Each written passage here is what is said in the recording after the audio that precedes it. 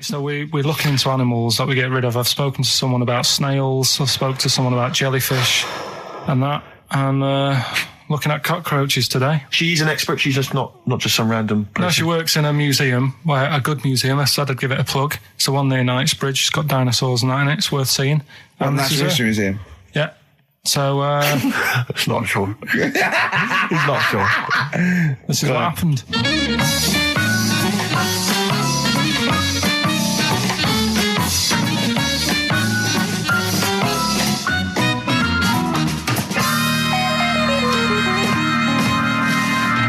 Now, what I'll do, I'll tell you as much as I know, and then you can fill me in if I'm right or wrong.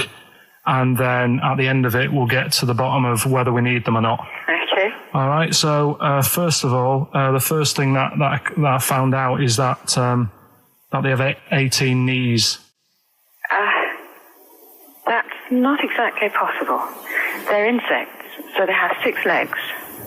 Yeah. And a knee is usually the junction between femur and tibia. That's sort of classic human knees and every other animal knee. So with 6 legs, you can only have 6 knees. Could somebody sort of got mistaken for seeing one that was a bit double jointed? I think you're grasping at straws or something. All right. Well, we might have to come back to that one then. Okay. They can hold the breath for 40 minutes. Well, they don't do that because they don't breathe in the same way as us. They breathe through little spiracles, holes down the side of the body. So, no, they're not a very apt simile because the method of breathing is so different. What do you mean? Because insects have a totally different system. They don't have lungs in the way that we do and just breathing through one part of the body. They're actually breathing through every segment of the body all of the time.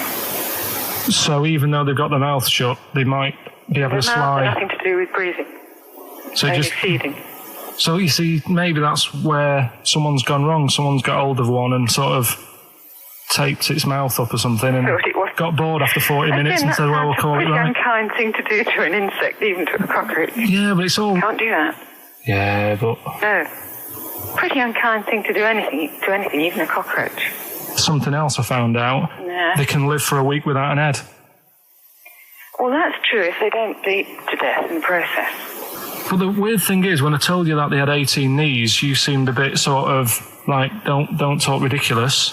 But then we're talking about an animal that can live without an head. So there's a little bit of truth in that one, yeah? Yes. Why, when it was invented, has it got that facility? Say if someone said to humans, we could do that with humans, and, you know, if you lose your head in some accident, it gives you a bit of time to sort of go back to your family and maybe write them a note. You won't be able to have a chat, but write them a note saying, it was my own fault, and it was nice knowing you. Well, that would be a useful facility, I agree, but cockroaches are great survivors. I mean, they've been around for over 300 million years. They're one of the most primitive insects. All right. Well, I've also... is it true that they do a lot of resting? Apparently they can sort of rest for 75% of the time. Rest? Yeah, they just sit about doing nothing. It's probably true of a vast proportion of the world's fauna. Well, I mean, maybe the 25% that they are working, they're really giving it some, so it might make up. They're probably searching out food and, they can slow down considerably. You can chill insects in the fridge and they'll become very, very quiet. You might think they're dead. Yeah, but I'm sure, you know, if we were sat in a fridge, you know, we'd go a bit quiet, wouldn't we, you know? Well, you might not know much about it, of course. Yeah, but... Not quite reading the right sources. Well, I've been using the internet. I'm sure there are many useful sources that you could find there, but some of those seem to have been a little misleading to you. So you don't agree with a lot of what I've told you there? No. So cockroaches, can we get rid of them? No. So we're keeping them then? I would say so, yeah.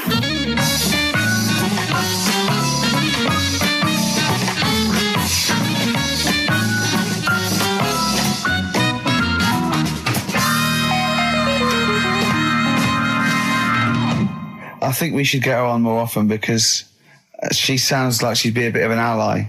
really, because she knew immediately that you were talking nonsense. She even said, I think you should be more concerned about your sources, which I've been trying to tell you for a year, right?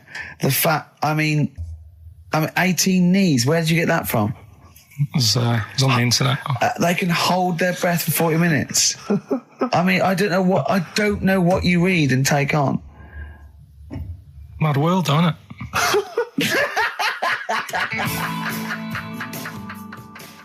Right. The Cure, obviously, Yeah. that song. Right, Carl's been taking phone calls for these clues.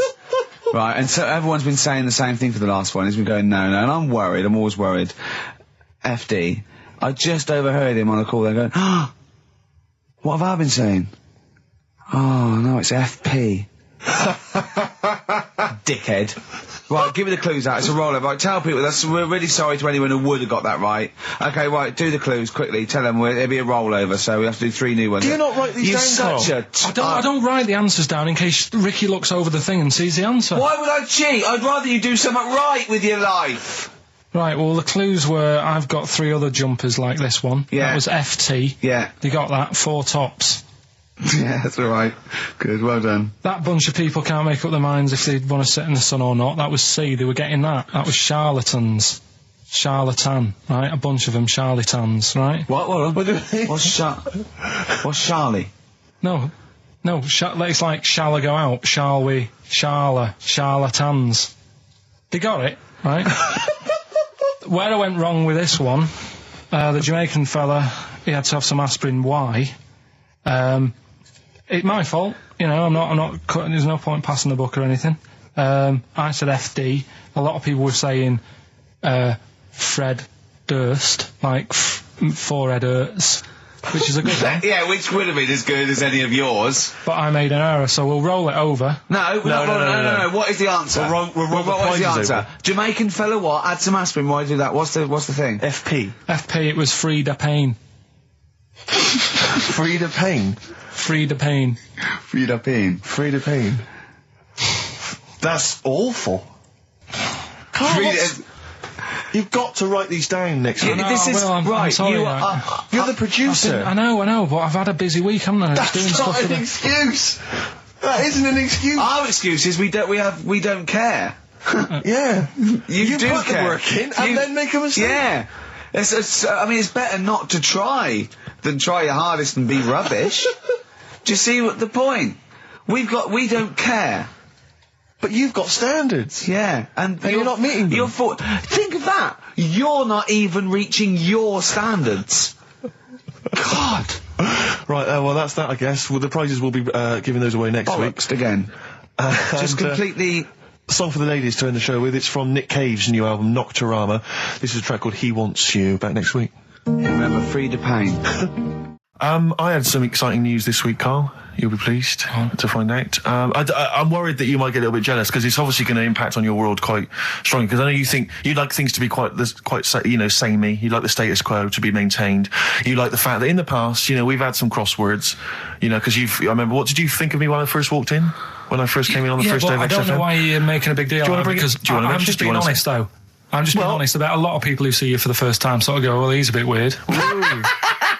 I don't know that, Steve, that you brought it up, and then you're again. But I'm sure that wasn't what he said before. No, did he say before? Well, he's a bit weird. Yeah, well, he looked at you, and I knew. I could see by the look on his face. You know when you know your kid, and your kid's sort of scared of something, and they go, "Why's your kid?" He goes, "Oh, he doesn't like pigeons or spiders." Right. It was like that when I saw Carl, and I brought you in, and I went, "What do you think of that, Carl?" I could see the look on his face that he was disturbed. Sure. And then, as he said, you get used to it, don't you? Yeah, you get used to it. And you have changed a little bit. Your hair's a bit smarter now, and you've got some nicer glasses and that, I think.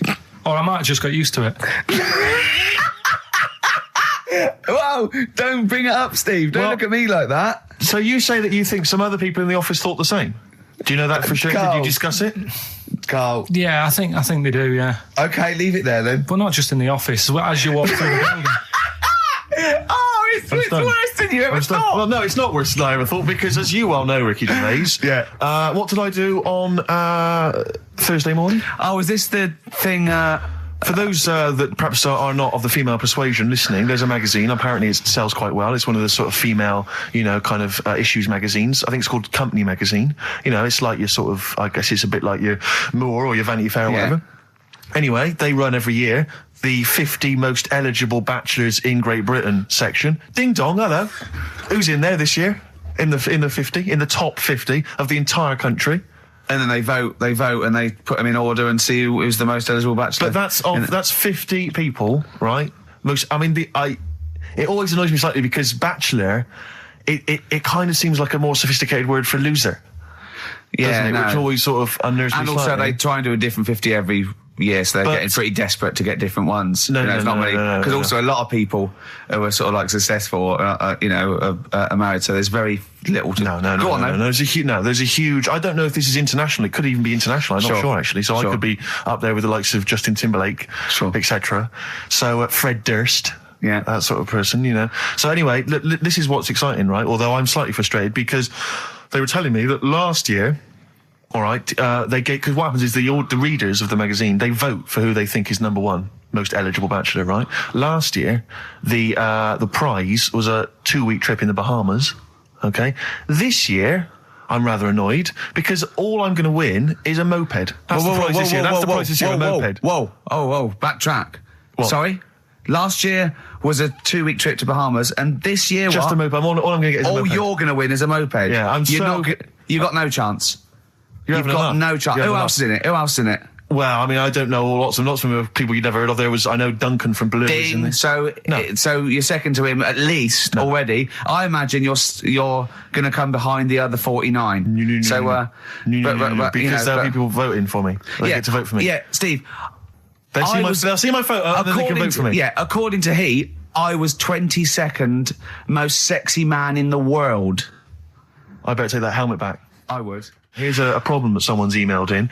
We're taking emails today. If you've got a problem, a concern, or just a general query that you think Karl could answer for you, it could be about anything. It could be about some of the big kind of philosophical questions. Yeah. It could be something to do with war or famine, anything like that, or it could just be a personal dilemma. Something that's happening locally. Anyway, this seems one that I think you probably have. You and your father have probably come across this sort of dilemma in the past. And I'd be interested to know what your take is on it. Let me see. This is from Lee Matthews by the look of it. He says, he lives in a suburban area where the local teenagers also live on the same road, and they're running riot. They're smashing wing mirrors off the cars. They're crashing into parked cars on their skateboards. And they're just generally making mayhem, night and day. What can he do to stop this going on? The parents of the kids don't seem to give a damn. Anyone who complains to them, they just say, piss off. The police are useless because they never catch them in the actual act of violence, which is what they got to do to apparently convict them. So they don't know who to turn to, really. It's rather like when a little old lady went and got the A-team, and he was dressed as an elderly Chinaman. Exactly. She knew who he was. Colonel Decker didn't have a clue. Yeah. You see, it's weird because now it has got out of hand. Do you know what I mean? Like years ago when I was growing up on the estate, you had problems, but not like you have now. Do you know what I mean? Summers were nice as well, weren't they? Well, right. And police are getting shorter and younger. But you yourself kind of admitted in the past that you were something of a tearaway. You didn't do anything like these kids here. The thing is, I was scared that if I got caught doing it, my dad would go mad. Yes. And I remember smashing a car window by accident and legging it in the lounge and sort of pretending to go asleep on the settee. Right? Genius. And I heard a knock at the door. He chloroformed himself just to be unconscious when his dad came home. And there was a knock on the door, and I thought, oh God, this is a fella who saw me. I was chucking a stone in the air, seeing how high I could throw it. Of course you were. Did it keep landing on your head? That would explain a lot. And it came down. Chucking a stone in the air. Love it. To see how far I could throw brilliant. it. So, I wasn't bothering anyone. Did you invent that game? Right? Did you get the stone for your birthday? Go and play with your stone. He gave one to Suzanne. Karl, go and play with your stone.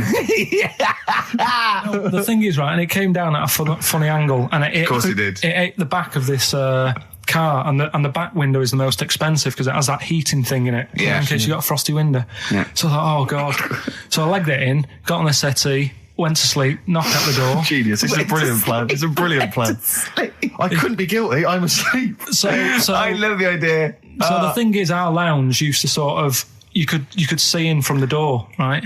So this family who saw me do it, saw me asleep on the settee, and my mum said, go and get the door.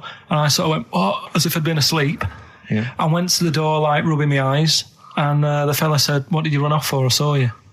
I was like, "Oh no." And I didn't see my dad. I went out. It was when he was working sort of evenings. So I went out so I didn't have to see my dad. And then the next day I came home from school and my dad said, 45 quid.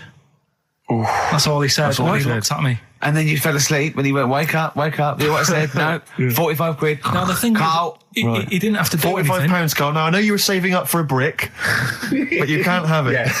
Yeah. Just So, equally, if you're doing a bigger crime, a bank job or a murder. Remember to take the stocking off your head, because if they wake you up and go, why have you got a stocking on your head? Just go, oh, I had a weird dream. Right. A quick query for you. This is from Jay. He's got a problem here. He says, my parents won't let me ditch my studies. He's currently reading modern languages at London University. Sure. He wants to follow his dream, but his parents won't let him, of being a dancer. Carl. Worse than that, he says that they're trying to arrange a marriage to a bunch of minging daughters of people they know from good families. He doesn't know what to do, so he's got the arranged marriage coming along, and he's also got, he basically wants to be a dancer. His parents are forcing him into something more practical. Well, the first thing, right, I don't think Live your dreams? The arranged marriage thing is such a bad idea. Okay. Because I think too many people go on looks. Right. And then you soon get bored of that, and you find out the person who you're knocking about with, it's actually not your type. Right. Why don't you arrange marriages for people? Well, I'm just saying, right, so I'd say, Jay, go along with that. I wouldn't worry about it. Okay. I mean, if they're really ugly, then, don't go along with it. But if they're half bad, put up with it. That's Sure. all right. The dancing. Brilliant. Right. That's that solved. Brilliant. I wanted to be a dancer.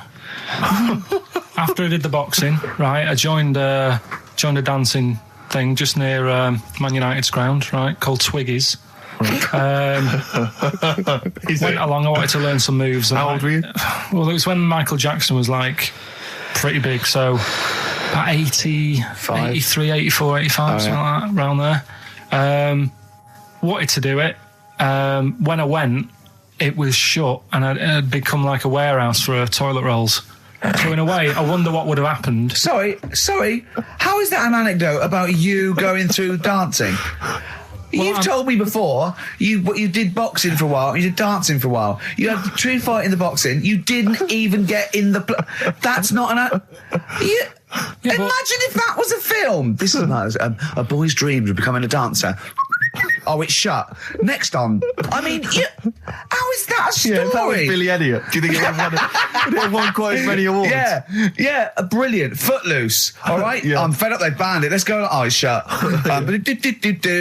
Flash dance. First, there was. It's a warehouse. Never mind. I'm just saying, you'll find something else. I think I got a go-kart after that.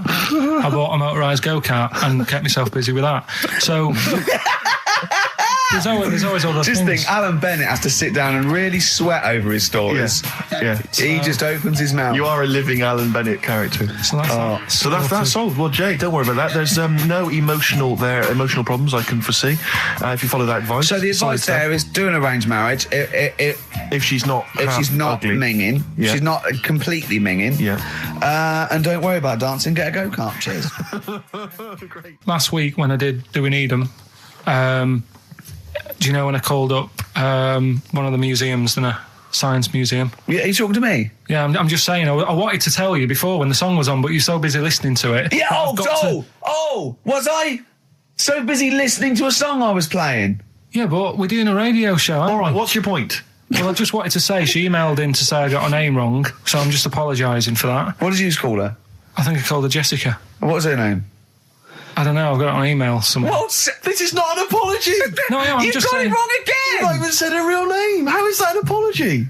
Well, I remember I read the email, so who are you apologising to? I think her name's Jackie, I think. Oh, you've got it wrong again, haven't you? Well, anyway, and she just said if you want to see dinosaurs and that, go to the museum. You were complaining about that as well, weren't you? You went to a museum and there was too many dinosaurs. He said you just need 4. No, well, Steve, have you been to the one in Knightsbridge? I think this so. This one that I called up, right? It's nice. You go in, you get a good collection of stuff. You walk in, there's 3 or 4 dinosaurs. You've had enough, right? I went into New York, right? I went to the museum there, hundreds of them. You can't move for dinosaurs. Yeah. It's almost like they're responsible for them being extinct. There's loads of them. So all I'm saying is, if you want to see a dinosaur, go to the one near Knightsbridge. They've got a nice selection, some old vases and stuff. It's worth going. So Oasis and Songbird. It's a nice little ditty It's all right, yeah. of a Saturday. Yes, thank you. XFM 104.9, Ricky Gervais, Steve Merchant, Karl Pilkington. I think we should go straight into it, Karl. I think we should do the competition. There's Karl in the corner. It seems a little premature. Do you reckon? Yeah, I Do you think reckon so. save it? It's Yeah, so good. We should tease it out of them. Well, it's a big thing. It's just that I've got absolutely nothing to say.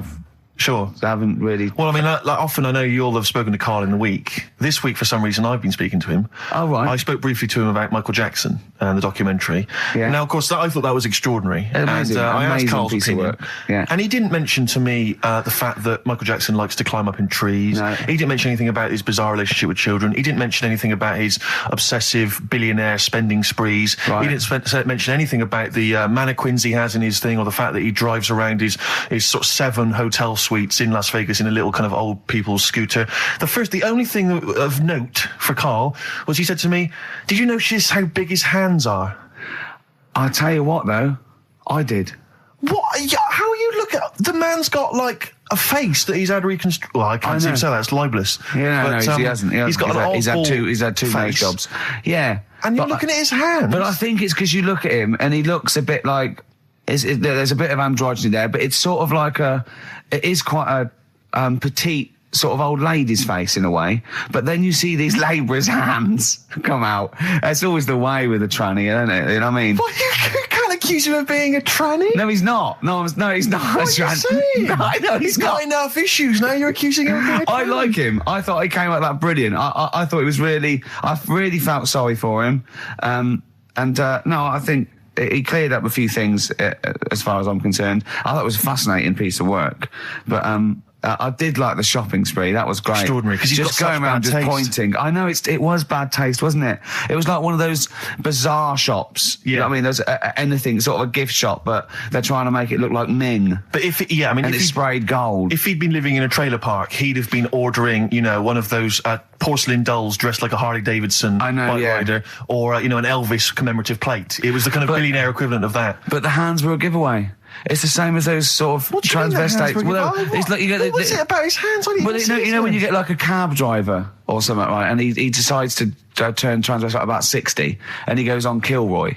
Do you know what I mean? That way, he got a twin set of pearls, and he goes, "I've never felt so comfortable." But his hands are still big. He's got a little wig, and he's got the lipstick on, and he's with his teenage kids who are going, "Kill me." Do you think he's been having surgery on his hands to make them larger? Bigger, yeah. Is that why he was wearing that glove through most of the Exactly, but I think he wants to be a goalkeeper. Right. And they said, well, you can't, Michael, you've got big hands. It would help him climb the trees. Yeah. And he can play tennis now without a racket. Yeah. So what did you make of it, Karl? Were you intrigued? The Michael Jackson thing, it's, it was all right. But, that got a load of attention in the press. But the Trisha programme got nothing. Okay. Which, I know, Steve called me up in the week, right? 10 o'clock in the morning, I was at work. And he goes, I should think so at 10 o'clock. I should think preparing this show. Most people go to work about 8, 9. Are you watching Trisha and that? I said, no, what is it? He goes, oh, you'll be loving it, right? Freaks, was it, Help Me, My Mum's a Freak? Siamese twins. Right. So I couldn't watch it, but he said, it might be on again because they repeat stuff on ITV2. Right. So I had my dinner late, right? Instead of having it at 1 o'clock like I normally do, I had it at 2:30. Yeah. Sat in the office, put the telly on, ITV2. These Siamese twins. Did it blow your mind? It was amazing. We talk about a lot of things on the show quite a lot. The Airy Kids crop up a lot. I was waiting. It's been 10 minutes and you haven't mentioned the Airy Kid. Right, and last week we were talking about Siamese twins, weren't we? So it was weird that this programme was on, but it was amazing. I mean, what I think you can't refer to them as Siamese twins. I think they're known as conjoined twins. Why? I think Siamese is maybe considered derogatory or as an old antiquated phrase. Yeah, I think it's because the first famous ones were actually from Siam. Right. But and that doesn't exist anymore. No, it's conjoined, Karl. Yeah.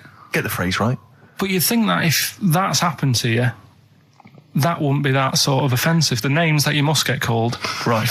You think that's the least of your worries? Siamese twins, I'd say, well, that's, Now, were you stunned by where they were connected? Just live with it, we'd say. Because they were connected, of course, at the forehead. Oh. Sort of, which was quite quite extraordinary. Well, there was one set of Siamese twins. One had a job and the other one didn't. That's ludicrous. Yeah, the other one was unemployed. The other one had a job.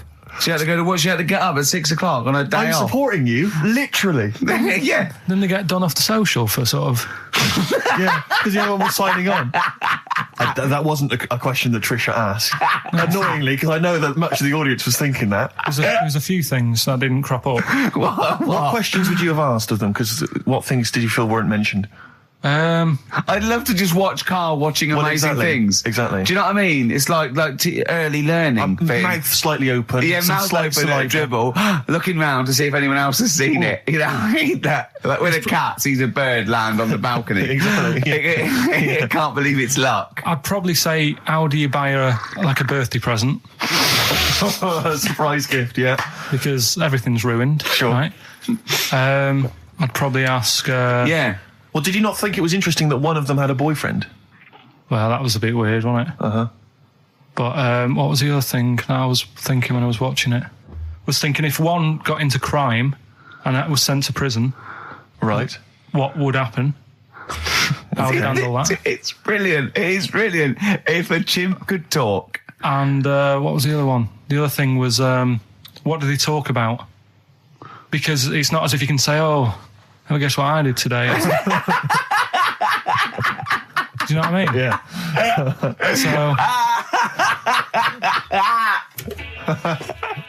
Taking the mickey. The really weird thing about all this, right? And it's annoying because you were saying about, what should have Trisha have asked and all that. Yeah. But one of them mentioned that one of them was adopted and the other one wasn't. Don't talk rubbish. No, seriously. I didn't understand it, right? Of course you didn't. And then Trisha sort of said, well, let's have a chat. And they were like, no, don't want to go into that. What do you mean one was adopted? That's what he said. One of them... don't quiz me on it, but that's what was said. Hello there, Hello there, I'm a multi-millionaire, and I've just seen your orphanage. I'd love to adopt one of your children. You'd like to adopt one? I'd love to adopt a children, because I've got loads from around the world, so I'd love to adopt one. I'd give you $10,000 towards your... We're speeding through then, yeah. Okay. We've actually got 2 left. I only need one. I'm only interested in one. Yeah, I don't need any more. Don't need any more. They're sisters. I know it would be tragedy to break them up, but I really only need one. Now, break it up. There's the rub, you see. Sure. You just need the one. It's $10,000 now. You can have that. I'll sign it now, but I don't want to discuss it further. I'll bring her around. Brilliant. Okay. Ding dong. Hi, yeah, brilliant. You brought my kid round. Yeah, there she is there. That's a joy. Yeah. Okay. Just standing next to a bush. Yeah, can you bring her out to me? There's nothing behind the bush, so you just want... I just want to be able to walk 360 degrees round her. Do you want her or not? Yes, I can't believe it. What's that little trolley? She's talented. Oh, dear. You're talking nonsense, Karl. Well, whatever. Well, listen, still to come, right? We've got the monkeys thing. Oh, chimpanzee that. And when I was out last Sunday, right, at Johnny's birthday party, Steve was there. Yeah. Got talking about stuff. And a debate that we didn't really finish cropped up. It blew your mind, didn't it? Amazing. Oh, I know about this. Steve told me. This is the infinite amount of monkeys. Or a monkey with a typewriter and an infinite amount of time would eventually come up with the works of Shakespeare. Yeah. There was no debate. It's a philosophical, mathematical problem. There's no debate. It's true. It wouldn't happen. No, listen, Karl, listen. Infinity sorts it all out for you, right? An infinite amount of monkeys at a typewriter, right? They do everything. They type everything.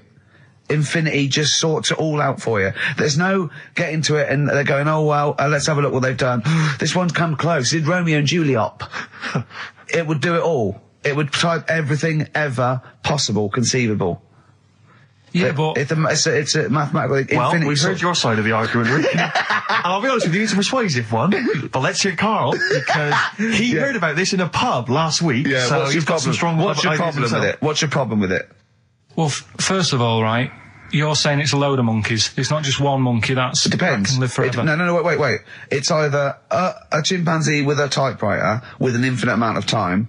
He would eventually, by definition, mathematically, type everything ever possible, okay? Or it's an infinite amount of chimps with typewriters, and one of them will type it first time. But already that's not right. You either need to have What do you mean? monkey. What? You mean Let's hear his employment point. laws? He What do you mean can't- it's not right? Let's hear him out, please. Okay. If it's one monkey Yeah. with a typewriter that's got loads of ink in it and that, right? At least it knows where it's done in the past. It's not. Keep going. Crime. If you've got a load of monkeys, it's like if you have too many. What's that saying about too many chefs? Too many chimps spoil the soup. Right. Well, it's the same thing. It's like, well, I didn't tell you to put salt in it. I was going to put salt in it, and it messes it up. Whereas if it's just one, they know what's gone on. So what I'm saying is, honestly, leave him go. I can't be bothered. I want to hear. I want to hear the rest. This blows my mind. He doesn't know what this does to me. It's a mathematical problem. I want to hear the rest. well, it's just I just don't think it will happen. What do you mean you don't think it'll happen? Infinity works it out for you by definition. Well, what's stopping them typing the same thing again? They would. In fact, the problem should be if you had an infinite amount of time that it would type. It works for Shakespeare an infinite amount of times and everything else an infinite amount of times. But that's not as.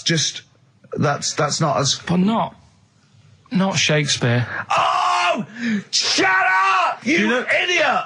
Rick, do you know what he said to me? I said to him, I explained it to him. I said, God. you've got an infinite number of monkeys, infinite number of typewriters. They will type the complete works of Shakespeare. He said, have they read Shakespeare? You're an idiot! Play a I record. said, no, I'm not having this they're not conversation. doing it from I'm not having memory. it. I'm not having it because it really, really winds me up. But you're saying they'll do it with no spelling errors. Well, they do it an infinite amount of times. And they do it wrong an infinite amount of times. And they spell the last full stop wrong an infinite amount of times. And they get one thing wrong in Hamlet wrong an infinite amount of times. They do everything an infinite amount of times. But are they going off a story that they've... Play a record, Carl, because I'm going to knock you out. I'm just saying, Shut up! do they know the story? Oh, They're monkeys! Oh, Christ. No, Right, but- okay. Right, Carl. She's a girl and I'm a man. Good that, innit? On XFM, 104.9, Ricky Gervais, Steve Merchant, Karl Pilkington. As ever, Rick, there's always someone who steps in to defend Carl. Okay, what is the defence? What is the defence? Here's an email from Scott Coomer. He says, Carl is actually right. I've got an A-level in statistics and probability. It doesn't matter how long they have and how many monkeys you have. You cannot guarantee they would type the complete works of Shakespeare. Infinity makes it probable they would get it right, but not definite. Yeah. Well, yeah. Yeah, that's what I was saying. No, you weren't saying, Carl. You don't understand it. Infinity sort of sorts it out. That if they do anything, they nearly do everything, won't they? No, I mean, they'll give it a good shot. Right? No, that's not the point. But the I'd point be is surprised if they did one page right. Right, listen. It's not to do with consciousness. It's not to do with them aiming. They are just bashing away at the keyboard. It's like they're used to show that there isn't consciousness. They chose the chimpanzee because it can type, presumably, hit the keyboard. It's because they hadn't come across you at the time. Yeah. It's to take out thought out of it. It's to take out reason and trying, right? It's just random. They're saying that if you typed enough things, if the computer was left typing everything, if you left it for an infinite amount of time, and they chose Shakespeare because there is meaning behind it, and it's difficult to get it exactly right, to show you that Infinity would come up with it's not just Shakespeare, it's every novel. It's everything. Fairly eloquent there from Gervais. A quick riposte, please, from Karl Pilkington. No, I'm just saying, what I don't understand, if it hasn't read it, then how does it know where it's going? Listen, right, listen, right, Can I just explain to people, right, some people have said, why are you cruel to Karl? He drives me mental with things like that. What do you mean, let me just take a breather for a How do moment. I do your editing? It keeps coming in the week. You know that I work here properly, in the week, don't I? Yeah, I've got a proper job, Yeah. Should be 9 to 5, but I normally get in at about 8 o'clock and work A lot till of people about getting 8. 8 o'clock. Working hard, trying to do my job. 3 times this week, I've been rushing around. I walked past my little studio. He's sat in there, all right? Now, because I've got this sort of job, I can get away with it. I said to him, if I was a doctor, would he keep coming to me practice? If you were a doctor, there'd be severe problems with the NHS. Imagine that.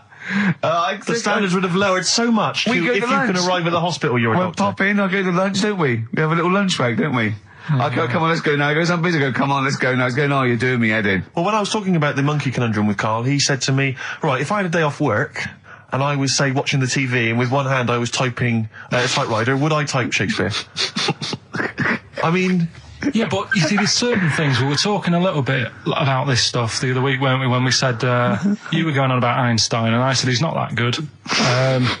You know, E equals MC squared. You know, it sounds good, but I've never used it. And that. I've never used it. You haven't used 2 and 2 equals 4, Carl. The fella with an apple fell on his head. You know. It could have been anyone sat under that tree. Do you know what I mean? It's just annoying. Lucky. And Newton gets all the credit for his laws of the universe. Well, other people were working whilst he was having a lunch break under the tree. So in a way, it's like he didn't deserve to have that success story. Again, forget the apple and the tree and whether he was sitting down having a lunch break. It's totally irrelevant. Yeah, but what I'm saying is there's certain things that will just happen. You know, it's like, I think we were talking when we were out eating the other week. We were talking about Noel Gallagher. Well, this is the reason the monkey discussion came up, right? Noel Gallagher... I don't know what to say. I don't know what to say. Rick, I don't want to misquote Noel. I'll be like Herbert Lom in Clouseau. I'm going to get a twitch whenever he opens his mouth. I don't know where to start with some of his statements. Well, as I say, this discussion began because we were talking about a quote that Noel Gallagher supposedly gave. Now, I don't want to misquote Gallagher, but the gist of it was that he said, had I... written Wonderwall or whatever, instead of the Beatles writing Strawberry Fields or whatever, I'd be the one that was considered the great songwriter and it wouldn't be the Beatles. You know, it's just the fact that they came first that meant that they get all the credit as being the greatest band. I don't know where to start with that statement either. I mean, that's Gallagher's thing, and he's, you know, well, whatever. We know what we think of that. What was your point, Carl? You agreed with him, didn't you? Yeah, I reckon. Right? Do you know we've talked about putting a baby in a room before and it'll know what colour it is and stuff? If you got a room that's painted red. Right, but forget that, because that's going to confuse him. Hear him out. Listen to me. Say if they did some new TV show, right?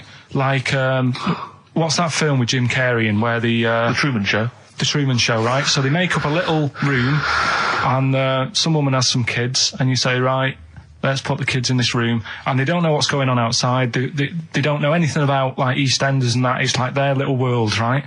They don't know anything that's gone on. How could a child survive without EastEnders? Right, listen. So he's sat in the room, right? And then when they're all asleep... Right, wait for this bit. Someone... Have you heard this bit? Wait for this bit. They're all in a room. Yeah. They're asleep. Yeah. Someone pops in, puts a guitar next to the bed. Right? Nips off out again. They wake up in the morning... And one of them goes, what's this? They don't even know it's a guitar because they've never seen one, right? They're talking English, though. Yeah. We just left guitar out of the vocabulary. Right, so... There's plenty more to come. So, one of them will pick it up, and they'll go, I don't know what it is, and they'll start strumming, they'll go, that sounds good, doesn't it?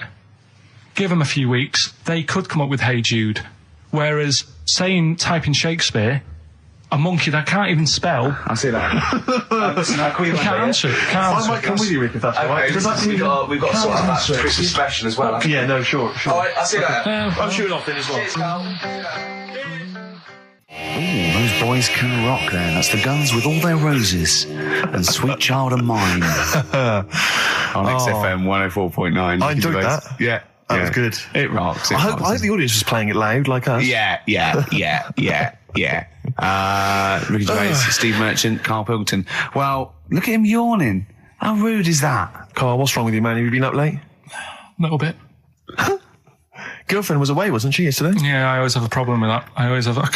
Because you don't go to bed, do you, early? Do you know what I mean? You sort of think... I just always find that thing that if, you know, you're used to living with someone... Yeah. One of you will go, let's go to bed, then you'll go, all right. But when you're on your own, you go... You just forget to go to bed. I just stay up. Okay, stop eating now, Carl. You've ate all the food. That's just a plate. All right. Okay. Yeah. No, I stayed up and watched... there was a thing on about Dracula. Right. What, Dracula? And I found a flaw in it. Go on.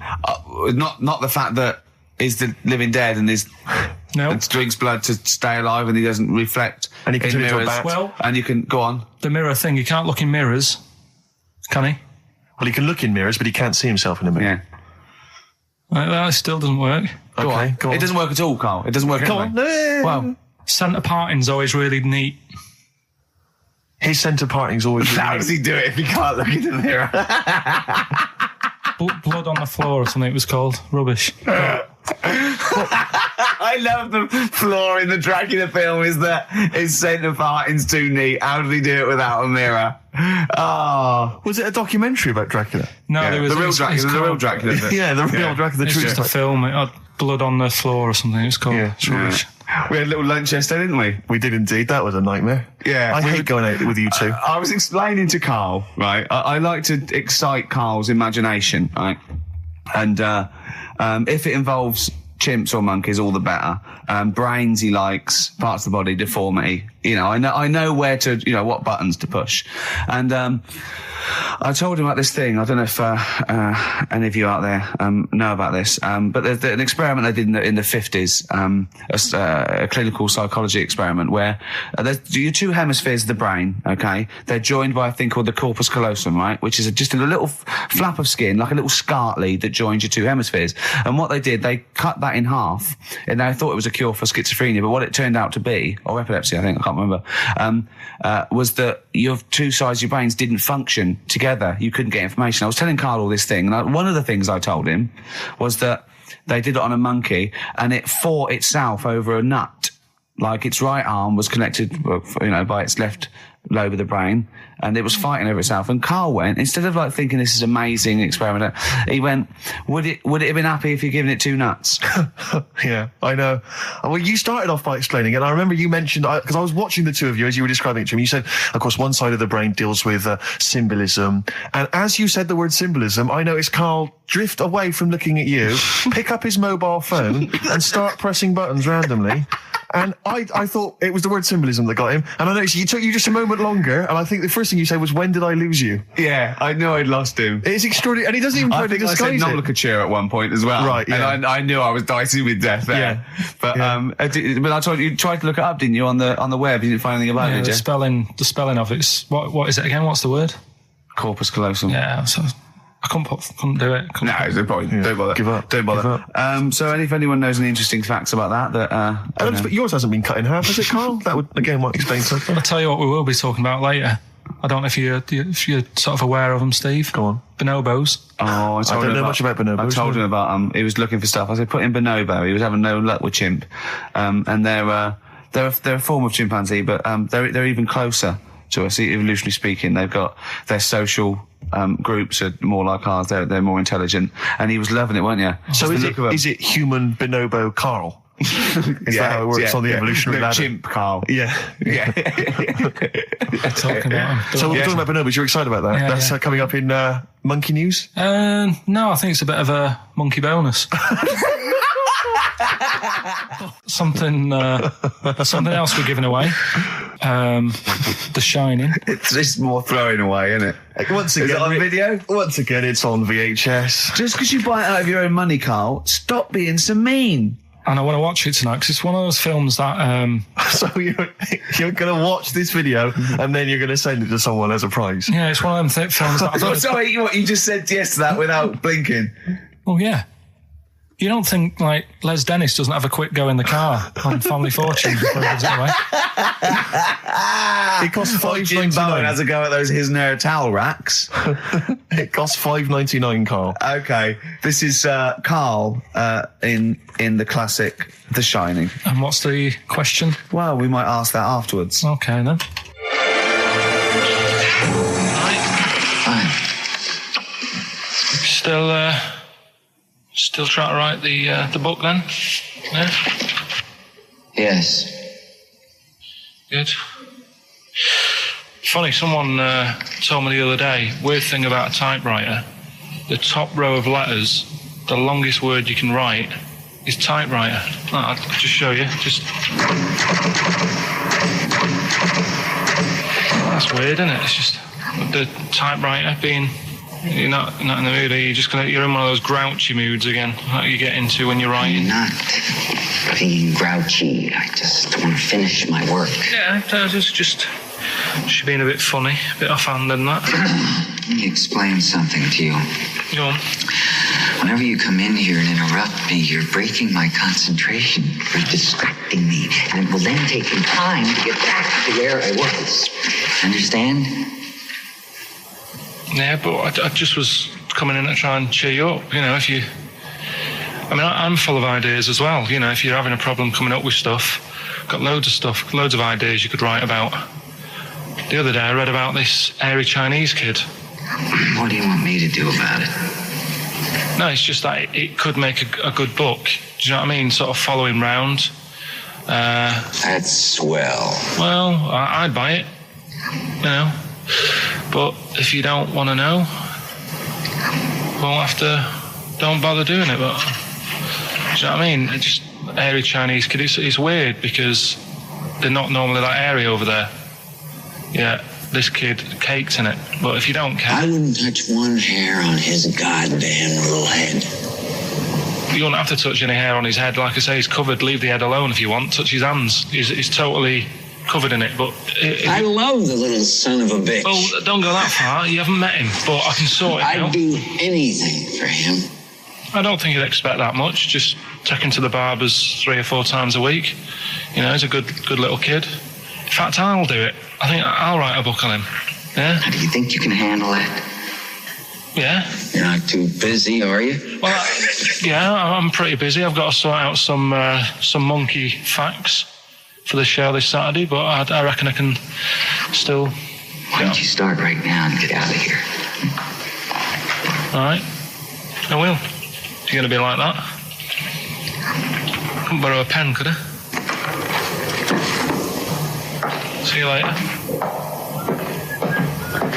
There you Haunting. go. Haunting stuff there. Karl Pilkington in The Shining. You know, in the film, Jack Nicholson goes crazy because the suggestion is he's maybe possessed by demons that maybe are in the hotel. But, you know, if I was stranded in a desolate hotel, removed from all human contact with Karl, I'd go mental with an axe without being possessed by demons. That's more chilling to me, trying to get some work done and you keep wandering in. I'm trying to get Karl to spend a couple of days in the caravan with me, just for the hell of it. And he won't. I've offered him money, won't I? I think it'd be a great laugh, wouldn't it, Karl? Oh, yeah, great. That would be terrifying. No, I want to film it. I just want to film it. Like a little video diary. There's Karl there, he's just waking up. Well, if I was stranded in that would be like being... I may as well be with Freddy Krueger and Jason Voorhees. That's more scary. The thing is, Ricky doesn't mess you about as much as he messes me about. No, you see, you've given him an inch. You've given him an inch and he's taken a yard. 12:30 you got in today. In 30 minutes between 12:30 and 1. The old bin lid on the head. He wanted to do that again. Yep. Squeezing my head, think he had a go at. And karate chop on the back of the neck. Yeah. All in 30 minutes. Yeah. Who else can say that? I didn't say that. Wait, what were you thinking during the quiz then, when the questions were coming out? What were you thinking of? Well, what it was, right, just before the quiz started, I had to go to the toilet, right, because the rule is, right, people who don't go to it, once it starts, phone's off, no more toilet. They take it dead serious, don't they, right? Yeah. So, I went to the toilet. Now, I'm not being out of order here, it just got me thinking, right? I went to the toilet, the gay fella in there, right? There was a gay fella in there. Gay fella in the toilet. Now, how could you tell? How did you know? Just typical, you know, everything about it, right? Everything about it, right, yeah. Oh.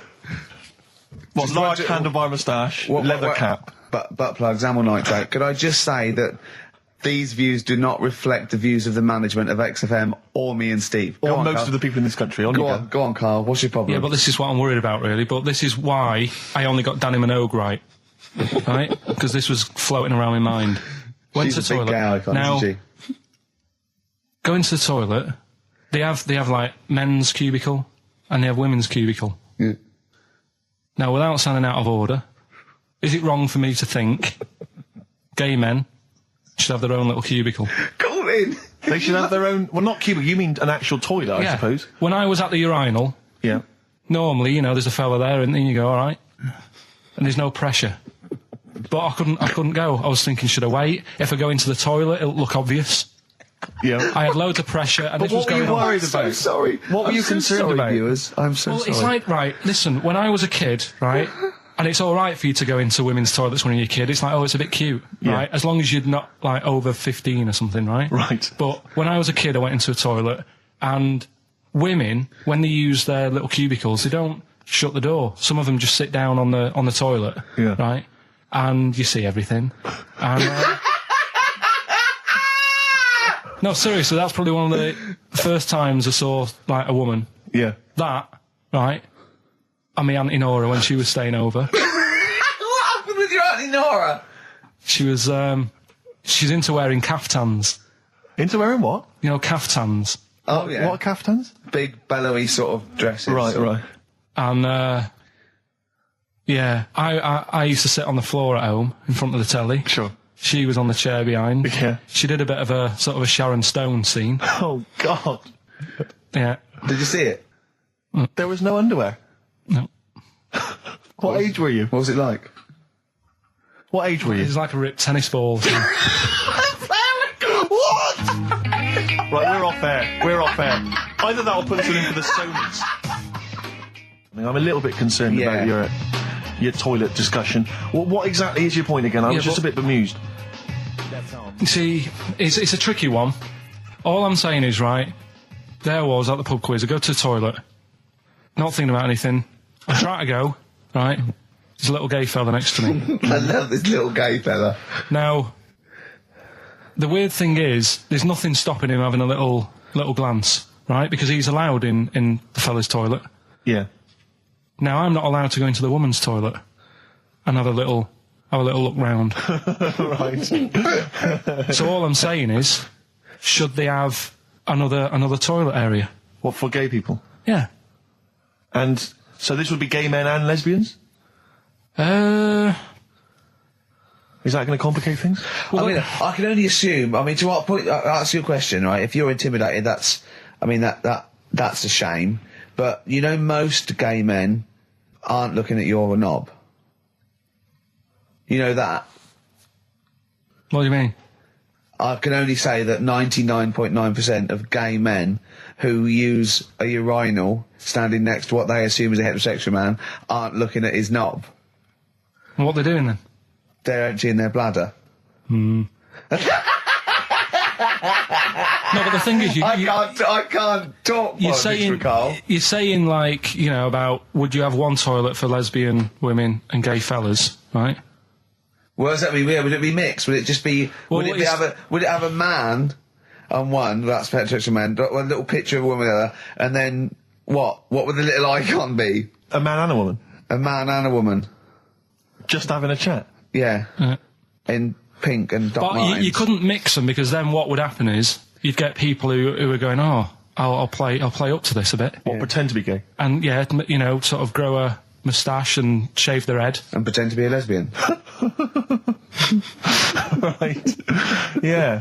So, I see, so you know people pretending to be gay so they could go in and have a look at the lesbians? Yeah. Right. So that would mean that we need 4 cubicles now, wouldn't we? Yeah, no, this is fine. 4 cubicles. So every pub How now... many toilets do we need at Every the pub's moment? now got 4 toilets. Oh, Carl, bisexuals. Yeah. Now, interesting. Bisexuals. How many toilets do we need now? Call the council. Do you use any? Huh? No. No, because they're interested in everything, aren't they? Because the little bisexual fella will be looking at your knob. Right. With them, Yeah. what you do, you just have a door.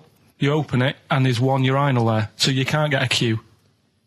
They have to sort of wait. I just thought that, well, why can't there just be a thing between the urinals so no one can look at anyone else's knob? Wait a minute. Just to go back to Ricky's point, what stops, even if we've got the toilet for gay men, what stops the gay men who want to have a look at your willy going in the regular toilet and pretending that they're straight? Most men don't wear gay across their No, heads. exactly. They don't have a tattoo. There's no branding yet in the British house where they have to declare. So we're going to have to expand this. What So we've do all you- got to carry identity Do you know cards. you can see a gay, can you? Coming a mile off.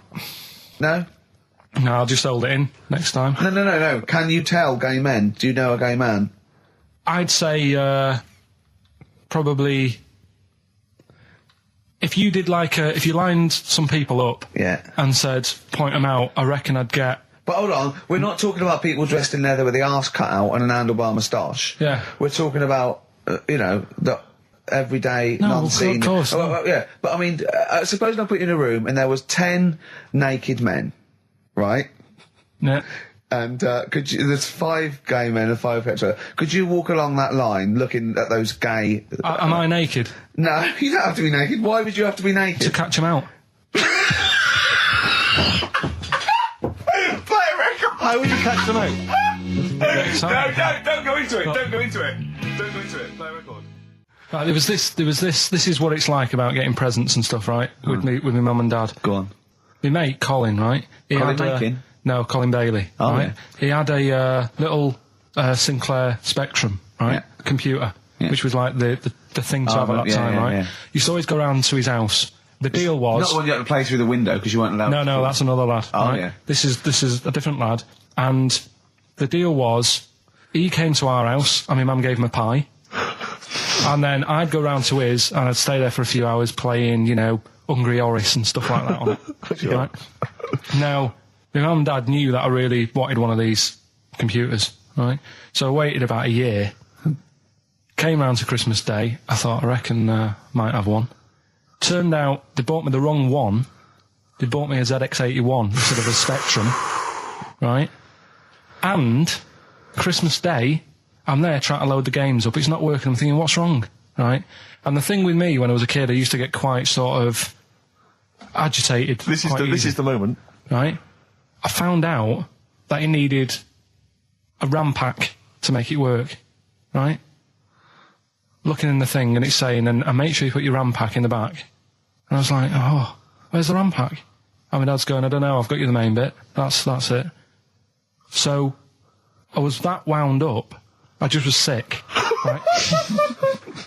Just sick. I didn't feel sick or anything, I just was like, oh God. Went to the sink, just sick. Because I was that on edge about it. I said, come on, we've got to get one. And my dad's like, Tandy's shut. We're not gonna get anything today. Ruined again, Christmas Day. That was after the year when my train set got blown up by our kid.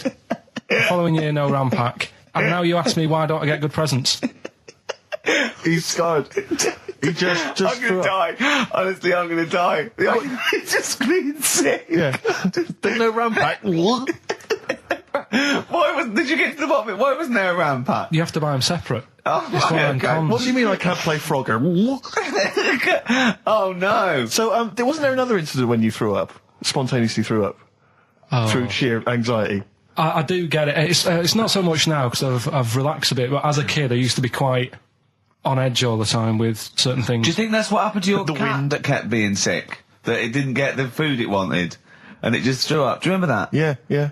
God, so they shaved it. Yeah, but again, you see, the cat thing, I mean, it's mad. I was thinking about it the other day, right? I used to think I had quite a normal upbringing, You didn't. right? And someone was talking Your about the mother cat. once told you not to go to school because it was windy, Carl. It was not a normal upbringing. The cat was being sick, so she shaved it, so it was easier to clean. Right, well, my mum and dad went on holiday, right? And I stayed at the Rosses down the road. Oh, yeah. Only a kid, must have been about 5 or something, right? And I was always running around in the house. I had a lot of energy as a kid. What the Rosses did, they had this cat that was dead violent, the most violent sort of angry cat I have ever witnessed. A tiger. It was honestly, Steve, if it was bigger, it would have been, because it was just always having a go at you. Yeah. If you went to pat it on the head, it went to bite you and stuff. And what they used to do with it, to stop me running around, I'd sort of be running around, and then I'd get a bit tired, and they'd say, have a lie down on the settee. So I'd lie down on the settee and I'd nod off. And what they used to do, I'd wake up and I'd put the cat on my belly. Right? So I'd be scared to move because it's like it's going to get me. But it would keep you there. It kept me there, and it used to sort of slaver on me, and they'd sort of, go out or whatever, and I'd be lying there. That's not normal, is it? Carl, sorry, were you created by the Brothers Grimm for one of their fairy tales? What kind of a life is that? A cat paperweight to keep Carl in place. He keeps blowing around. It's windy. We'll have to weigh him down. Be careful. Your mum probably told him that it's a windy day. You got to get something heavy on him, otherwise he just gets blown into the road. God Bless him. Rick, I sometimes get off at the tube at Tottenham Court Road if I want to look at the record shops before I come into XFM, and I always cut through Chinatown. Oh yeah. And every time I come through Chinatown, the same thought always strikes me. I always feel like I want to just gather all the little locals, all the little Chinese fellas, just gather them round and just go, guys, in what way is this a town? It's not, is This it? is not, at best, what you've got here is a novelty street. Yeah, Gerrard Street is not a town, No, mate. it's not a town. You've had this here for like you put a 100 little years. It's not pagoda. expanding. Yeah, yeah. You can't just call it Chinatown and claim it's a town. If I was them though, and you did that, I go, what are you talking about? It is a town. It is a town. It's What, our in what town. It is a town. It's our town. We got all lots of stuff. Where's your church? Where's your mayor? We got a betting shop. Not enough. It is. See, all you've got here is restaurants. No, that does not a town make. no. Got a little supermarket with snacks. What does it sell? Snacks. Specifically, I would imagine crackers. Yeah. Do you want to buy a dragon? Do you want to buy an ornamental dragon? If I wanted to buy one, this is where I would. Do you want to buy a gold dragon? Is it made of gold? No, it's made of plastic, but it's sprayed gold. Do you want to buy that? It's not a town. It is a It's town. not a town. Yeah.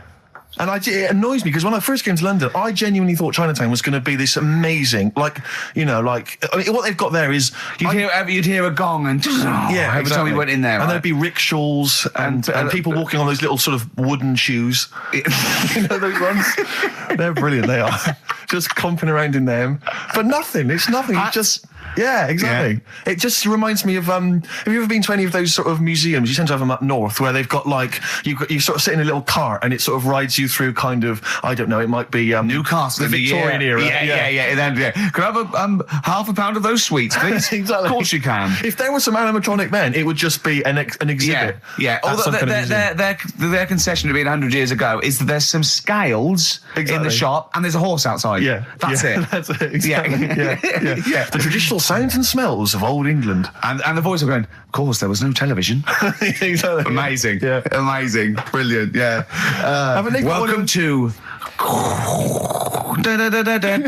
Chinatown. Ding, ding, ding, ding, ding, ding, ding. So it's not, it's a good point. Is that a piece of traditional music? Ding, ding, ding, ding, ding. Yeah. Is that some traditional Chinese music, or is that music that someone in this country wrote, thinking it sounded like Chinese music? I think it was the Vapors, wasn't it? Oh, is that what it is? That? Because it sounds so, that's the music, isn't it? But are you sure they didn't take that from some other source? It's that pentatonic scale, isn't it? What is it called? It's the black notes on the piano. Right, that's the one I can play along with EastEnders. Yeah. Do you know what I don't get with it? Go on. Chinatown. Yeah, Chinatown, because I always walk through it on the way to work. A couple of things annoy me. First of all, I think it's bad business, just because if you've got a Chinese restaurant, put it somewhere where there isn't any others. It's a good point. Yeah, but it's also a community. They're not just a theme park for other people. I remember going out one night with Suzanne and some friends, and you got there and there's so much choice. It's that dilemma of, forget it. Well, and not really. Specifically, do you fancy Chinese? Well, no, but why don't you go to the one with the dead ducks hanging in the window? That's my favourite. That's the other thing as well. It's like, normally you put your good stuff in the window. If that's what's in the window. Yeah. Right? Yeah. And the other thing that annoys me, walking through it today, there's always lard on the floor. What, in the street? In the street. It is, honestly. I'm scared I'm going to slip over. It's because all the restaurants and that. But why is it? That's another point. Well, it's not oozing out of the restaurants. No, but why is it? I don't know what they do. Careful. Listen, no, but why is it? That's why they used to wear those little wooden shoes. Okay, we've got... No, but the thing is as well, they try and wash it with water, which doesn't work with lard, and it's like oil. Famously, yeah. You know what I mean? Even I know that. Yeah, you've got to scrub it. So, you think sorted that out. Yeah. You think they'd know, wouldn't you? Yeah. All right. Anyway, thanks for your thoughts on Chinatown, Carl.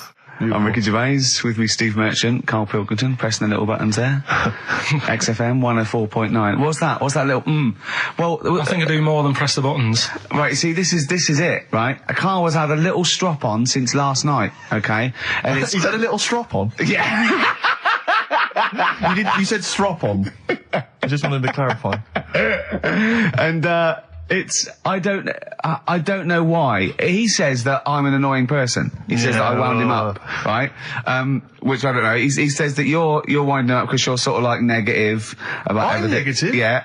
And, but what I think it is because we pointed out that his lateness is unacceptable. Yeah. He said, meet you at 6. He turned up at 20 past. He said, well, someone stopped me in the corridor. I don't care. I've got stuff to do. We had stuff to do. I think we're a bit busier than you, Karl. You've got one job. We've got loads of jobs. I keep telling you that. You've got one job in a little room, a 9 to 5 there, that you don't even get done in 9 to 5. That's why you're late and mucking around all the time. There's loads of work to do. Yeah, one job. No, cool. it's not. It's one job with a lot of other jobs in it. It's like those little Russian dolls you get, right? Well, it's not, is Have a it? go. Yeah, it is. Yeah. Everyone thinks, oh, he only sits in his studio messing about, making songs a phrase. That's what I do in my free time. Which we've got coming up later. Super slick. I still think 20 minutes late is an outrage. Though, Yeah, Carl. 20 minutes late is... Yeah, but I didn't say bang on 6. I You said said around 6. 6. No, you didn't. You said 6, which means 6. Well, it doesn't. Wait, sorry, it doesn't. If I was a newsreader, I'd say, yeah, you've got to be on time. Do you know what I mean? If it was a 6 o'clock news, I wouldn't want to be late. But it's the fact that I said to you, I'm busy, I've got stuff to do. No, you didn't say that. You said 6 o'clock to sort out tomorrow's show. I didn't. I know what I said. So Yeah, well, You don't, because I remember you sent me a text. You didn't even. It wasn't even a phone call. You didn't even have the politeness to call. Stephen has stitched him up by being a little bit more Busy. precise than him. It was a text, and it said, "See you around 6 tomorrow?" Question mark. Around. You just said it. Well, Around yeah, but 6. that doesn't count. That doesn't mean anything. Well, yeah, no, he does. What? So all right, You told me he said 6. Well, he did. I'm paraphrasing. 6 o'clock, Rick. To me, even if it was around 6 o'clock, that would be 5 to 6 or 5 past 6. It would not be 20 minutes after the event, because that is late. Well. Well, you've got nothing. You see, you haven't even got an excuse. Yeah, but then I turned up, right, and I said, right, well, let's not argue about this. Let's come up with some good new features, because we've been in Cheap as Chimps. That's gone today. Good news. He never liked Cheap as Chimps, Carl, did he? Right, he never liked it. Do you know what? Do you know who's took it further? Donald McIntyre. What? He's doing a programme, Cheap as Chimps. No, he's not. doing The it. channel. Well, we'll see. Again, I'll prove you right. Again, He's Prove you wrong. not. He's not doing a program Cheap as Chimps, is Yes. he? He's not. What do you mean? He's doing. I saw a trail on Channel 5, and it was saying, you know, Is he's it done 5 this. or is it about 20 past 5? He's doing this, he's done that, you know, now see him on Channel 5 because he's moved to Channel 5. Right. It's saying first big problem, chimps, you know, the deer and that. And, No, they're not, dear. He's getting confused. no, 50 odd grand for a chimp, and it's saying, you know, he'll look into how much you can get gorilla for. What are in the name of God are you talking about? We'll talk about that later. But I don't know what. I'm just saying that's another idea. And then, that's yeah, these so things go on, you got off, this is why you never get stuff done and you're Yeah. late. You got off the point, you were talking about arriving late. Yeah, I know, but I'm just saying to you now, I turned up late, so I said, right, well, let's not argue. Yeah. I said, let's do some stuff. Yeah. You weren't having any of it. I think at one point you were trying to be sick on my leg. I do remember that. Yeah? Why? Just for fun? Yeah. Alright. That's when I started getting annoyed. He was very annoyed last night. No, yeah, okay. Yeah, I can see where that could be annoying, but you just got to think, hey, look, so what? It's, you know. Well, I think you rub each other up the wrong way. Yeah. That's the problem. no more Cheap as Chimps today. Right. Nothing to replace it because we didn't have a chat. Songs of phrase, we're doing that. You can win some stuff. Yeah, we've got the film that we haven't done for the last 2 weeks. The final film, we won't be doing Let that. him down. There's 2 weeks. So you're 2 weeks late on that. Can I just ask, guys, is there going to be some great music? Yeah, well, What I've got about something from the only ones? Yeah, The classic, another planet. Brilliant. Yeah, but it's all the time. It's not just, I mean, you haven't done that with me, taking your clothes off and that yet. But, like, last night we were sat in the pub and I was saying, right, you know, let's not even worry about new features then. Let's get the current ones, you know, going. Like Getting what? Good. Like, the one I was trying to work out, the Cheeky Freak of the Week. Think of that! Yeah, but I Think was of saying, that, though, as a normal conversation. yeah, but I'd looked online, right? I didn't find that much. I found, actually, I'll tell you what I found later. Brilliant. We're looking for them, right? And then at one point, I think you said to me, go and, you know, what about the Guinness Book of Records? Yeah, you know, they'll have, like, yeah. the best freak Yeah. in the world or whatever. Yeah, ever. So I said, yeah, bring one in. Now, you've got one at home. Yeah, I've got a But you couple. couldn't be bothered carrying that in today, so I had to go out of the pub that I was at, Yeah. nip into Borders, Yeah. buy a Guinness Book of Records, Yeah. out of my own money, $18.99, Yeah. bring it back, and then you said, I don't know if I want to do this feature. So it cost me 20 quid for that. I had to buy a video for Silence of the Lambs film clip. I'm actually out of pocket at the end of this. But do you want to work with me is the thing. If you want to work with... people would pay that sort of money to work with me, Carl. You're a lucky bloke. Think how many people think, Carl, he gets to drink and sit. Yeah. Well, you make a cup of tea and I surprised, didn't I? Little surprises. You know, last night, Do you know when I left the pub in a bit of a mood because I was just fed up with not getting anything done? Yeah. Walking down the road, I was thinking, how can I get out of this? How can I stop having to work with them? I'm thinking, I wonder if I leave, I wonder if they'll be funny and they'll go, and then my boss will be giving me stick. I'm thinking, how much notice have I got to give out? And all this is going through my mind. I'm walking home and I got in, said to Suzanne, I'm sick of it. She's going, you need to do it when I get a new kitchen. And I was like, yeah, but how big does the kitchen need to be? I was saying, do we need a big kitchen? Can we get a small one? Have we got enough for a small kitchen? Do we need so many cupboards? Can we just have wood instead of steel? All this, trying to get out of doing this. Yeah. It's always I always feel like, because I like to think that I'm not perhaps as bad as him. Yeah, You annoy me in different ways. Like what? How does he annoy you? Well, stuff that, I come up with ideas, say Cheap as Chimps. Yeah. Rockbusters springs to mind. Yeah. 15 like Taiwan. 15 Taiwan. Let's just remind people what 15 Taiwan was. It was a little feature that I wanted to give a run, give it a little run, see if people like it. The premise being? No, there's no premise, it's just a title. No, we were going to get 15 sort of ornaments, you'd explain them, and then people would call up and say, that one's from Taiwan. See? God, you just explained why I didn't think that was a good idea. Yeah, By explaining the good... No, the funny thing is, Steve, right, I was walking down Regent Street on Monday, walked past one of these big stores, right, and they've got all famous quotes on the windows, right, and one of them was something like, an absurd idea is often a great idea. Yeah. Do you know who said that? Go on. Einstein. Yes. Which made me wonder, if you were his mate, would he ever have done E=mc²? Or would you have said, don't bother with that, it's not going to work? Because that's all you seem to do. Everything I come up with, you put down. Yeah. Well, that's one thing. He's negative, right? I don't know why. I don't know why he is. What else? He messes me about. I get him concert tickets for stuff, and you say, I didn't bother going. Yeah.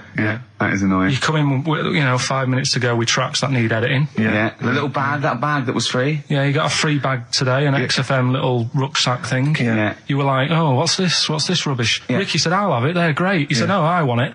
Yeah. Well, it was free. I needed it. I'll give that as a gift or something. So, I mean, I think on reflection, Steve is probably a little bit more annoying than me. I won't go that far. You are annoying. If I had to go away for a week somewhere, if it was a quiet place... Well, you are again, aren't you? That's 2 holidays you had this year, I mean. If it was a busy place, I'd probably go with you, because people, do you know what I mean, staring at me all the time and that if I'm walking around with Steve. No, I'm just... Can I draw up a list of reasons I don't like you, Carl? Just being honest. What? I'll tell you, because the list of reasons I don't like you is incredibly long and getting longer. Just saying. Do you want another slap? Eminem, Sing for the Moment, on XFM 104.9. I'm Ricky Gervais. With me, Steve Merchant, with 5 little hamburgers. Got 5 burgers here, yep. And so I don't know, how should we begin, Carl? Do you want to just look at the size of these burgers? Look, they can see it on webcam, can't they? They can see us stuffing these burgers into your mouth. And by the way, I'm filming this, Steve. Look, Brilliant. Look, I've got a little camcorder. We'll put this on unseen footage on a DVD or something. Or maybe on the website. On the Oh, Carl, what if you break the record? Okay, Carl, I'm coming round now to just monitor this and adjudicate. What's the web? If you want to see this on the webcam, what is it? XFM.co.uk. Right, okay. Hold on. Can I, Steve, I'm not being that? funny. I'm not being funny, right? But I think I have got like a bit of a wheat thing. You've got a bit of a what? A wheat allergy thing. Don't give me that. No, seriously, my head's... I've been eating a lot of shredded wheat recently. And my head's got a bit bigger. Carl, I don't think you can let us down now, mate. So you just got to put that... No, I can't put that like that in my mouth on its... I've got to break it up. I've got to break it up. You can't break it up. Can't break it up. It doesn't say you can't on the rule thing. It does. It doesn't. I can't look. I physically can't. Try it. I can't look. I'd have to be Jay Goody to be able to do that. Seriously, look. Try it. Yeah, I know, but you're not approaching it right. That's it. Come on. That's all. Oh, God, he's not going to do one. Keep going. That's good work. Keep going. How does he get three in? Keep pushing. Ease it Keep in. pushing. Ease it Keep in. pushing. Get one in at least. Ease it. Get one in at least. Get one in. Ease it in. Get one in. Push it. That's one. Let's go for another one. I reckon you've got to rip it up a bit. Okay, do that then. See how many you can get in. You've got to get in 2. No, just one.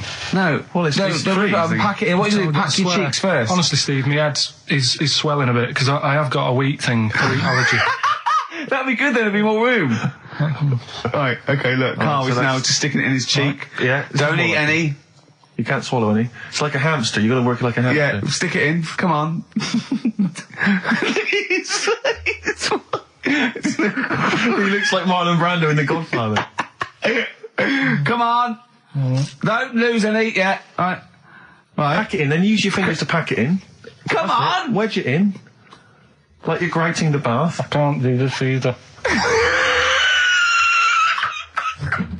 Keep going. Keep going, don't give up so early. This is part of the problem. You just give up, Carl, too quickly. You failed again. It's like your history O level. Come on, Carl. Come on. Do something well. Succeed at something. Push it in. You've got nearly half a burger there. Oh, I'll come round there. You're chewing. Don't chew. I've got a bit of food. I don't know what he said, but... Is that a whole one? No, it's not. I can see bits left. Come on, Carl. Come on, keep working at it. Keep working at it. But there's so much space in your mouth, I can see it. He's going red. Okay, we'll do another one. We'll do another one. That one then. We're doing a... Oh, are you alright? Are you going to be sick? Are you alright? Alright. Oh God, should we play a record? He's making my eyes water now. I'll find a different one for you. Find a different one for you. Most grapes eaten in 3 minutes. I'll go. Do you want to do that? Grapes are easy, aren't they? That's easy. Great. Come on, grapes are easy. You've got to have a handful of grapes and you've got to press song 2 by Blur. When we come back, you'll be stuffing your face. Hold on. You don't ever do that. How can you work the buttons? I can do that. No, I don't think you can. You cannot touch the grapes until the opening note of song 2 begins. When the Blur 2, when song 2 stops, can we just push up the fader because you'll be stuffing your face? We're almost. Let's go. If we go. Any second now. Okay. Right. Okay. Ready, 3, 2, 1, go! And he's off. Good work from Carl there. He's approaching it cautiously to begin with. Cautiously. And he's keeping this let's just, he's keeping people Come on, don't make him laugh. He's choking. Oh, Carl, quick! Keep going, Carl. Come on! What happened? Did you just throw up? No! Don't make him laugh! Oh, come on! We can make wine. Come on, Carl. You're doing so well, Carl. mate. I want to go. Come on. Only. Why are you making him laugh? That was a world record attempt. Come on. He's over. Keep going. Come on. You got 25 seconds. Come on. Oh, I think that was a shame actually because you were doing well, but something went wrong. I know, and I think those are bigger grapes than the ones I've seen before. They're quite big grapes. Look at his face, he looks so despondent. Come on, Carl, 8 seconds. Just a few more. 5. Come on, what's the matter? 2, 1. It's all over, Carl. It's all over. Better count how many you did. You can get good at this. We can get good at this over the weeks. I think that was a fairly pitiful attempt, actually. I really thought you had It's interesting, actually. These are harder records than you might think. Yeah, I know. 6, 8, 10. How do you feel after that record-breaking attempt? Not happy with that. What are you not happy about? The fella who did it, was he in hospital and just had loads of grapes? I was bored. I'm sure he wasn't producing a radio programme, that's for sure. Well, to be fair, neither are you. What was tricky about it? What did you find hard? I think having Ricky standing over me, sort of shouting, "Go on!" isn't normal. No. But so that wasn't... He hasn't eaten any! Hold on, that's 50 left. That's quite a poor attempt then, by the seam of it. Would you think about trying to maybe do that again in a couple of weeks? Would you do some practice and try that again? No, leave it for the experts. And I noticed a tricky point. Maybe sort of when you had about 50 seconds to go, you seemed to be spewing things into the bin. What was that? Again, mainly Ricky standing over me. 88. He's got 88 left. Okay, so what's the mental arithmetic there? Because we put how many in? It was 150 in the thing, wasn't it? What did I say? What did I say I had left? Well, I'm not doing it again. 88. So He had 88 left. So 62. God, you're only at 62. What's the matter with you, Carl? There's people start you at 62. That is rubbish. That's disappointment. let's leave that. You failed on 2 world record attempts there. 62, and the record's that is rubbish. What were you doing? Oh, yeah, but like I said, I've got a small throat. I can't drink a drink quick. Ever since the Mr. Freeze Pops when I was 6, that I nearly choked on, I nearly died on, I can't go back. It'd be like asking, I don't know, someone who got run over to play Frogger or something. What's Frogger? What, you mean A real life computer Frogger? game. Well, just a computer game brings back memories, doesn't it? And I can't do that. What's Frogger? Does Frogger get run over? Yeah. It's a little frog that has to run across a busy road. Do you know who he reminded me of? Apart from Hamburglar and Zippy and all that. When he was mentioning those grapes, because the shape of his head, it looked like a game of Pac-Man. Yeah. It did, as he was getting to him, it looked like... We should have had that music. It looked just like it. Oh, God. Do you remember there was a board game version of Pac-Man? Was there? I mean, the only thing that Pac-Man had was the fact that it was on a computer and it was a little face eating things. But imagine that as a board game. But there's board games of, like, things that you don't need board games for. Yeah. It's like there's board games of charades. Do you know what? You don't need that. It's like parlour games. Board games of let's watch the telly. Yeah. Let's play sit around. And it's all like 1999. You don't need it. New from Mattel, a stick. Simply run along, clanking it against a fence or a metal grate. It's fence stick. And a picture of it. Like, oh, Nan, that's my stick. I'll tell you That's what. my fence stick. Do you know I saw in a shop recently the board game of Cold Feet, the TV show. That is a winner. You are John Thompson. Yeah. Go back. Yeah. It's a good game. Drink 8 pints. Go on. Songs of phrase. Songs of phrase, nicely done. Right, we'll get this going. How do you feel, Carl? Yeah, all Again, right, all disappointment. right. Disappointment probably to your family and friends. Well, I don't think they'll be that gutted, to be honest. Right, songs of phrase. Well, Carl, why don't we beg you to come up with songs of phrase? Because it's a big tease. People love that. Yeah. It's one of the hot new We've got quizzes. one more thing for you to eat. No, I'm not doing any more of that, seriously. Play a song? Right, songs of phrase next, right? That was rubbish, that half hour. Rubbish. Kings of Leon, California Waiting on XFM 104.9. Do you know what, Steve? We get emails and, we got our posters up around this show and people enjoy it. But I don't think we get the credit we deserve for picking the music. It's true. Because we're totally unplaylisted, and I don't know if people know about this, that mine and Steve's sort of first passion before comedy is probably music. We're really, we love playing each other sort of records and that. And maybe when we come back, we should do a show where there is no pressure to, like Carl doesn't press the buttons for us, pre-record it, where we just swap each other's sort of ideas for music. It'd be like the Ricky Gervais compilation tape. Well, sort of like, we're not talking John Peel, where we try and find obscure Belgian jungle and do demos. It'd be everything from, Kings of Leon, Lou Reed, maybe a bit of 80s stuff that people have forgotten about. Beautiful songs. So what do you think? I'd love to do that, Rick. I mean, genuinely, there's nothing more exciting to me than introducing to someone a song which they then go on and they love and they listen. Maybe they buy the album. But that's something to think about, maybe for later. Yeah. Well, it's like you say, the pressure to kind of come up with some, high caliber chat between each record. It takes the toll. But and that's it's a passion of ours, and we'd love to. But now it's Rockbusters.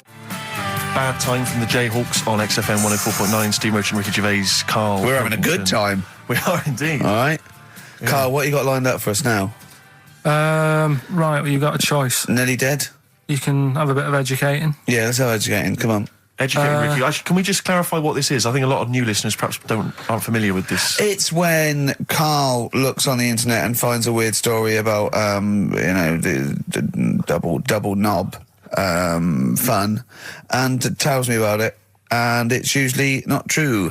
Okay. If it is true, I know it already. Go on then, Carl. They're not really weird stuff, it's just stuff that's gone on. That's interested me, that's all it's about, and I educate about it. I should just confirm that we've had a number of emails that say the baby born without a knob and then having one transplanted from a baby that luckily enough had 2 knobs is apparently true. Right, listen. So, I don't question that you could be born with a deformity and get someone's, fingers, knobs. What I'm saying is, it didn't happen with the doctor goes, I'll leave with it. I don't believe it. That baby's got 2 knobs. Exactly. What a coincidence. I bet that little bit of information isn't in there, is it? Sure. That he went out the door, I'm going to get a coffee, came back, bloody hell, hold on, no, there's an extra knob, I found an extra knob. We can put that knob on there. Perfect. Travis, writing to reach you on XFM 104.9, all right?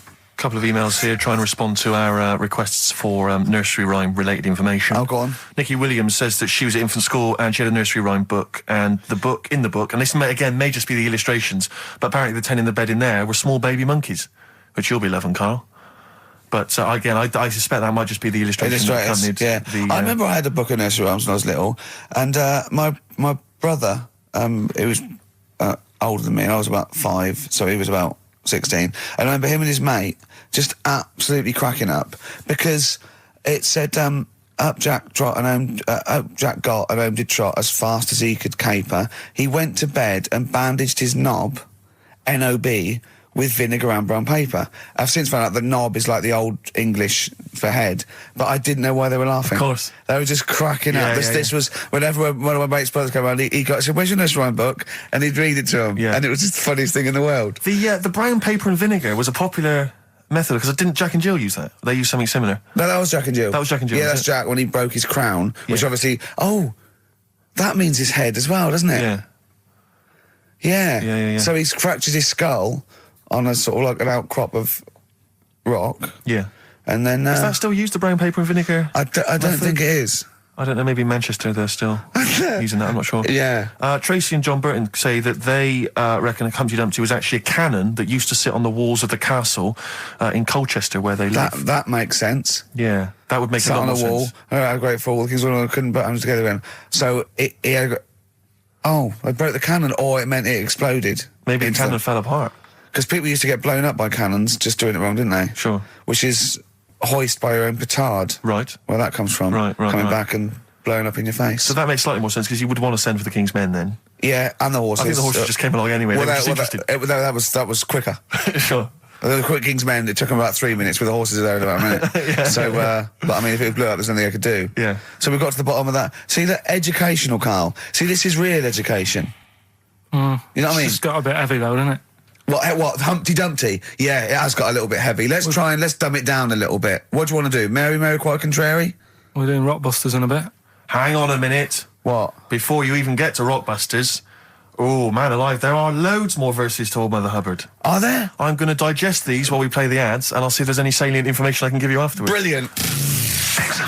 Moving on, what's the next one? Would she be able to breastfeed? Yeah, and she'd be able to do it standing up while he was on the floor. Talking to nipples.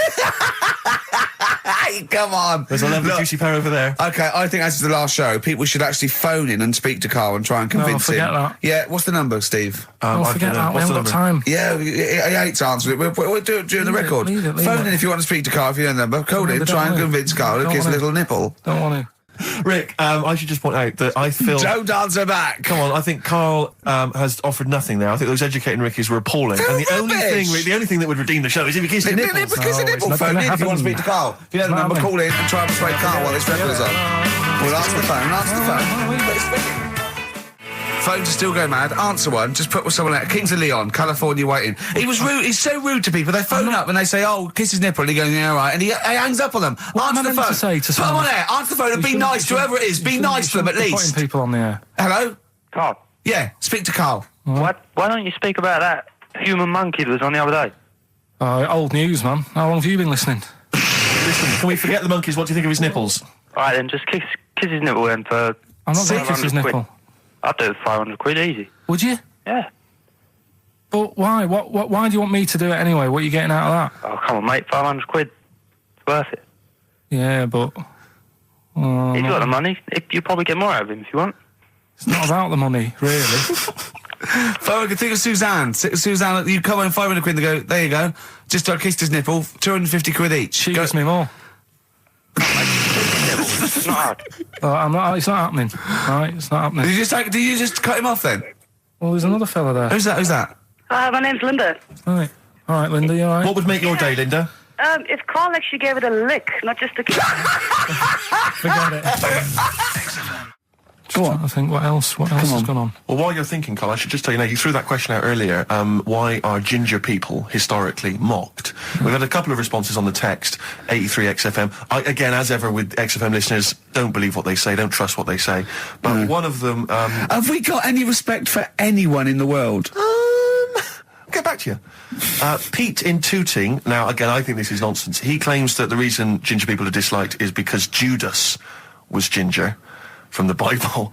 I don't know where he's come up with this idea. No, I've heard that. But I mean, are there a great many people from, the Middle East who are ginger? Well, that's probably why he stood out. Sure. And he was probably fed up, and he thought, I'll get him back. Yeah. Maybe... Unless he had his hair dyed ginger when he was on the witness protection scheme. Which presumably he had to go into after all came out in the book. What did he do? What did he do? He stitched him up, didn't he, to the Romans, didn't he, Judas? Did he do it for 40 pieces of silver or something? I'm not big on the Bible, but apparently... Incidentally, if you'd like us to stitch up any kind of Messiahs for 40 pieces of silver, just get in touch, 83XFM. We're willing to do that for you as well. So that's one explanation. There's another one here, which is, again, I don't believe this for a moment. It says, ginger people get a lot of stick because in Elizabethan times, people with ginger hair were told that their mother had slept with the devil. And that was why their hair was ginger. So there's two options. Maybe if you've got some more, you can any more spurious thoughts, then get in touch. The Pogues, Rainy Night in Soho. I hope there isn't a rainy night in Soho tonight, Rick. I'm sure you're one of those who agrees with me. Listen, we just had an email here from a guy called James Lee. He says, hi, just writing a bit of info on the scientists in Antarctica. I'm a scientist who's just come back from one of the Antarctic bases called Halley. There are 15 people staying there over the Antarctic winter. The scientists are looking mainly at the atmosphere, things like the ozone hole and meteorology. Right. I think there are 6 scientists staying over the winter, as well as a doctor, electrician, mechanic and a carpenter and so on. And so he's saying they do listen, they have the internet, so they maybe could listen to the show on the internet. And if you get the chance, say hi to Francis and the rest of the winter is for me. Sure, no problem. Yeah, thanks, James. But yeah, there they are. That's what they're doing. That's what they're up to. But why are they asking you for a message though? When I mean, have these people got families and that, or are they convicts or? No, what do you mean? Of course they probably do get messages from their family. Well, why are you doing one for one? Is that, I mean, do you know, like you see it in, like, Porridge and stuff like that, where if someone's in prison and no one visits them, and they sort of look a bit fed up and that, is this message that you're doing for like, people who don't get a letter in the post from... Brilliant. So they put this on the shelf until someone doesn't get one. All right, Hargreaves? Yes, sir, I didn't get a message today, sir. Yeah, I've got a message, Hargreaves. I've what, sir? Hargreaves, you have got a message. Really, sir? From Ricky Gervais. Really, sir? And I give it... Don't talk, please. There are scientists listening. Try to keep the talking shit down to a minimum today. What's annoying me is, right, they're saying this stuck over there for months, but it seems to me like they're wasting a lot of time. Right? Why? Well, you're saying they probably watch DVDs. They're saying they've got internet access. Yeah. Yeah? Well, I'm wrong. Listening to messages, get the job done and go home. Well, that's so. Well, then we don't have to tell them anything then, because they listen to the internet. If they've got the internet, then it's a waste of time. Good point. Play a record. Well, hang on. Before that, here's a good point. You've had a long time to research what's been going on in the world. We just had an email here from Nicholas who says, "Why haven't you told them about the recent pig Olympics that just went on in China?" You've missed that one, Carl. Once again. Who won? XFM. Anthony and the Johnsons. Isn't that beautiful? Interesting. Hope There's Someone on XFM 104.9. I'm Ricky Gervais, with me Steve Merchant and Karl Pilkington. Well, Karl, more revelation. We were talking about it last week, but Karl brought it up again just now. Didn't want to go to the doctors, didn't want to have a full sort of body checkup that may save his life, because he saw on the website they do a test where they have to insert a finger in his arse. Oh, don't tell me about it. Why? Don't put it on the website. Just put, we look at your heart. Yeah. Check your blood pressure out. Yeah. And then they could just do it quickly. Could just sort of say, right. How do they do it quickly? No, but what I'm saying is it's worse, isn't it? Going in there, knowing that, I mean, they've got it on the website. So you're on the journey on the bus thinking, in about 20 minutes I'm going to have a finger up my arm. But they're doctors. Yeah, but just they're not doing it for a laugh. They're not filming it with a two-way screen. They're not putting on boxing gloves so it hurts more. They're up. Oh, is the prostate all right? Out again. I'm just saying in the day, the sort of... Do you think they're in the pub going, here he comes? It's Pilkington, I had my finger up his arse today. Do they allow ladies to do that? Do they allow female doctors to do it? Of course they do. They're doctors. No, that's worse. You're sounding like him. No, I'm just interested because, you know, do they allow female doctors to do the finger up the arse thing? Well, of course they do. They're doctors. Forget the female and male. They are doctors. Right, do you know any female doctors to do that? But what I mean is, isn't it a bit like if you're being searched at an airport, you know, and you're a woman, they send in a woman person to search you. They don't send in a bloke to do it. Is that the same thing? Yeah, they probably trust someone who's gone through 6 years medical college not to be taking the piss as opposed to a fat security guard who couldn't get anything else. Do you know what I mean? What are you talking about? There's doctors all the time coming out in the papers, or they gave them this so they could look at their boobs or whatever, or, you know, it's all you're always hearing stuff about dodgy doctors. But what I'm saying is, the reason why they do that at security, because there's lots of security people, and they can, you know, for your own, you know, for the, you know, your own modesty, there's a female one to search females and a male one to search males, and that's fine. But there's not like 4 or 5 GPs to choose from, and you go in there and you go, is it your arse and testicles? Do you want a bloke or you know? What about you what accept if they've it. got long fingernails?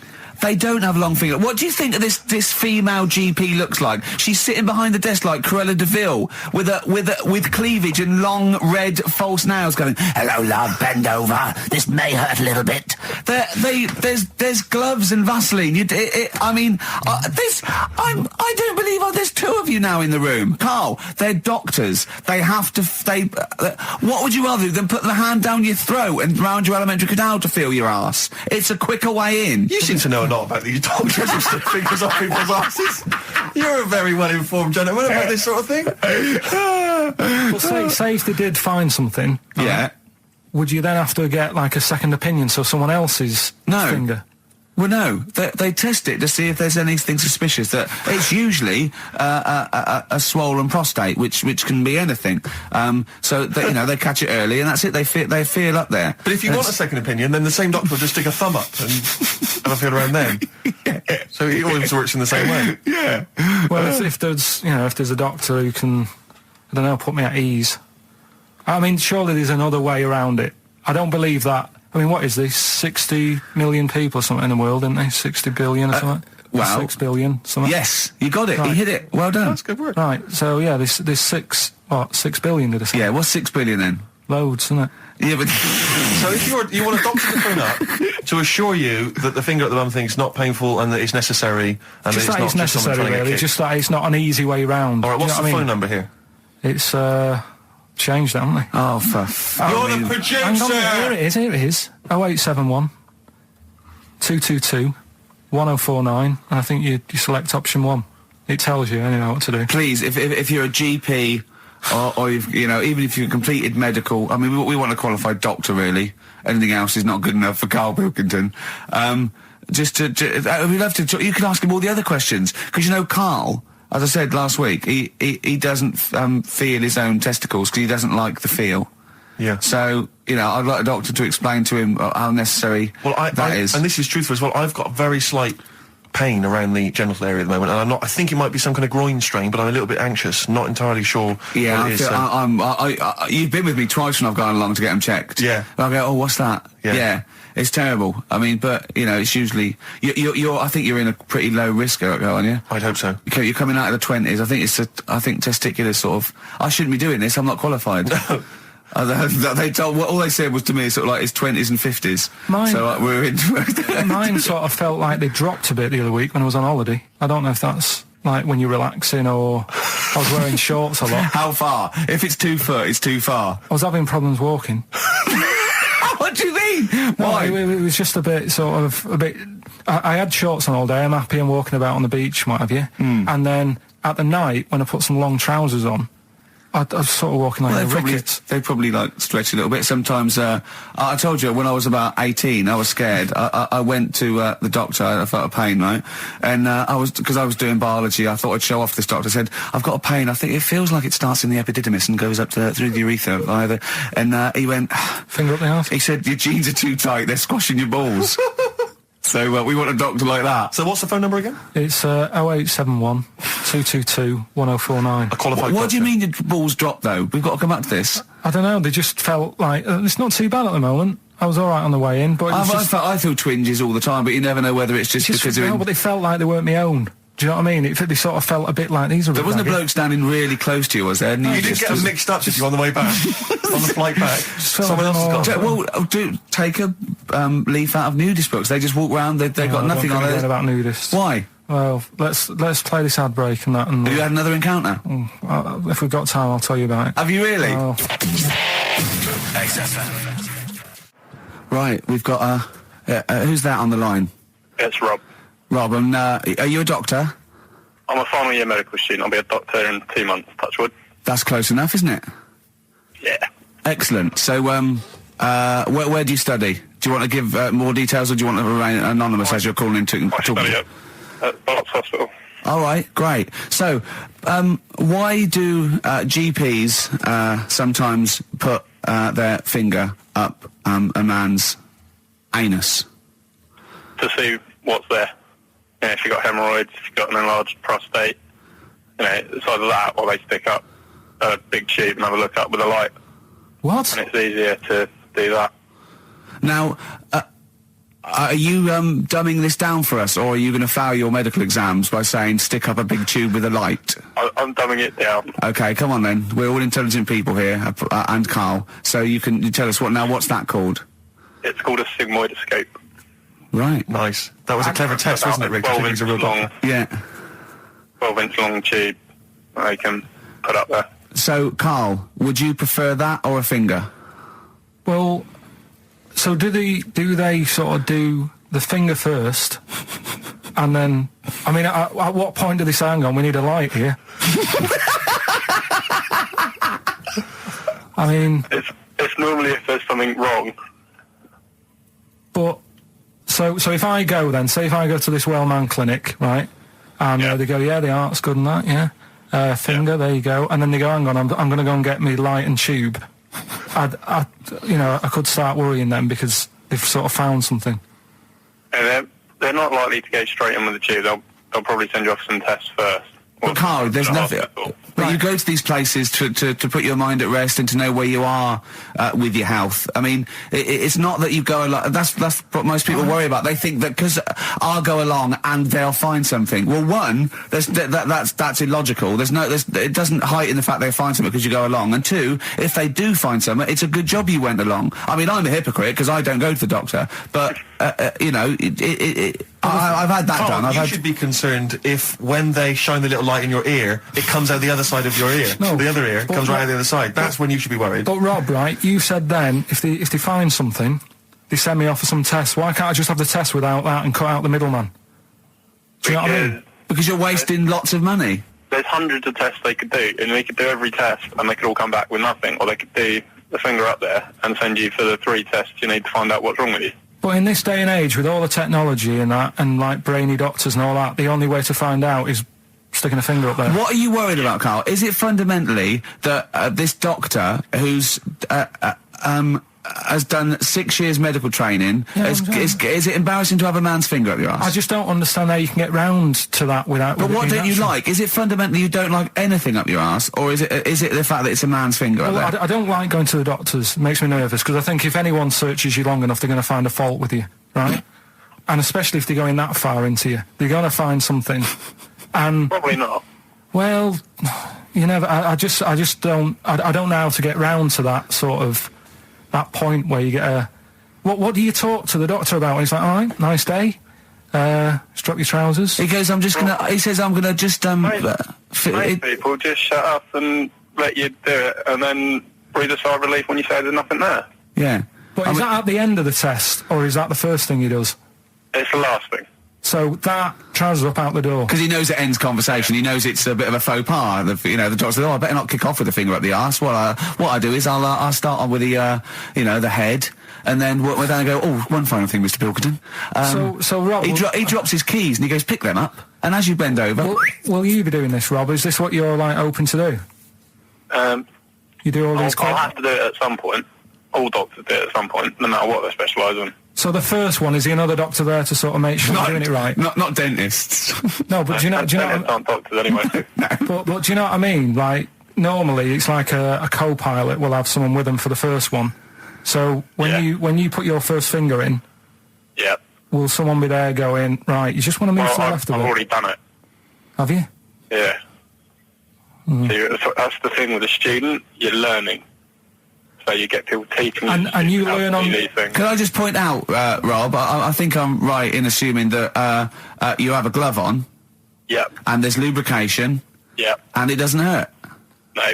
There you go. What are you worried about, But Carl? who's this person who everyone's testing on in your class? It's not one person. One person. There's like, when a patient comes in and they've got a problem, your boss, the consultant, he does his finger up, and if he finds something, he goes to the patient, is it alright if the student has a feel as well?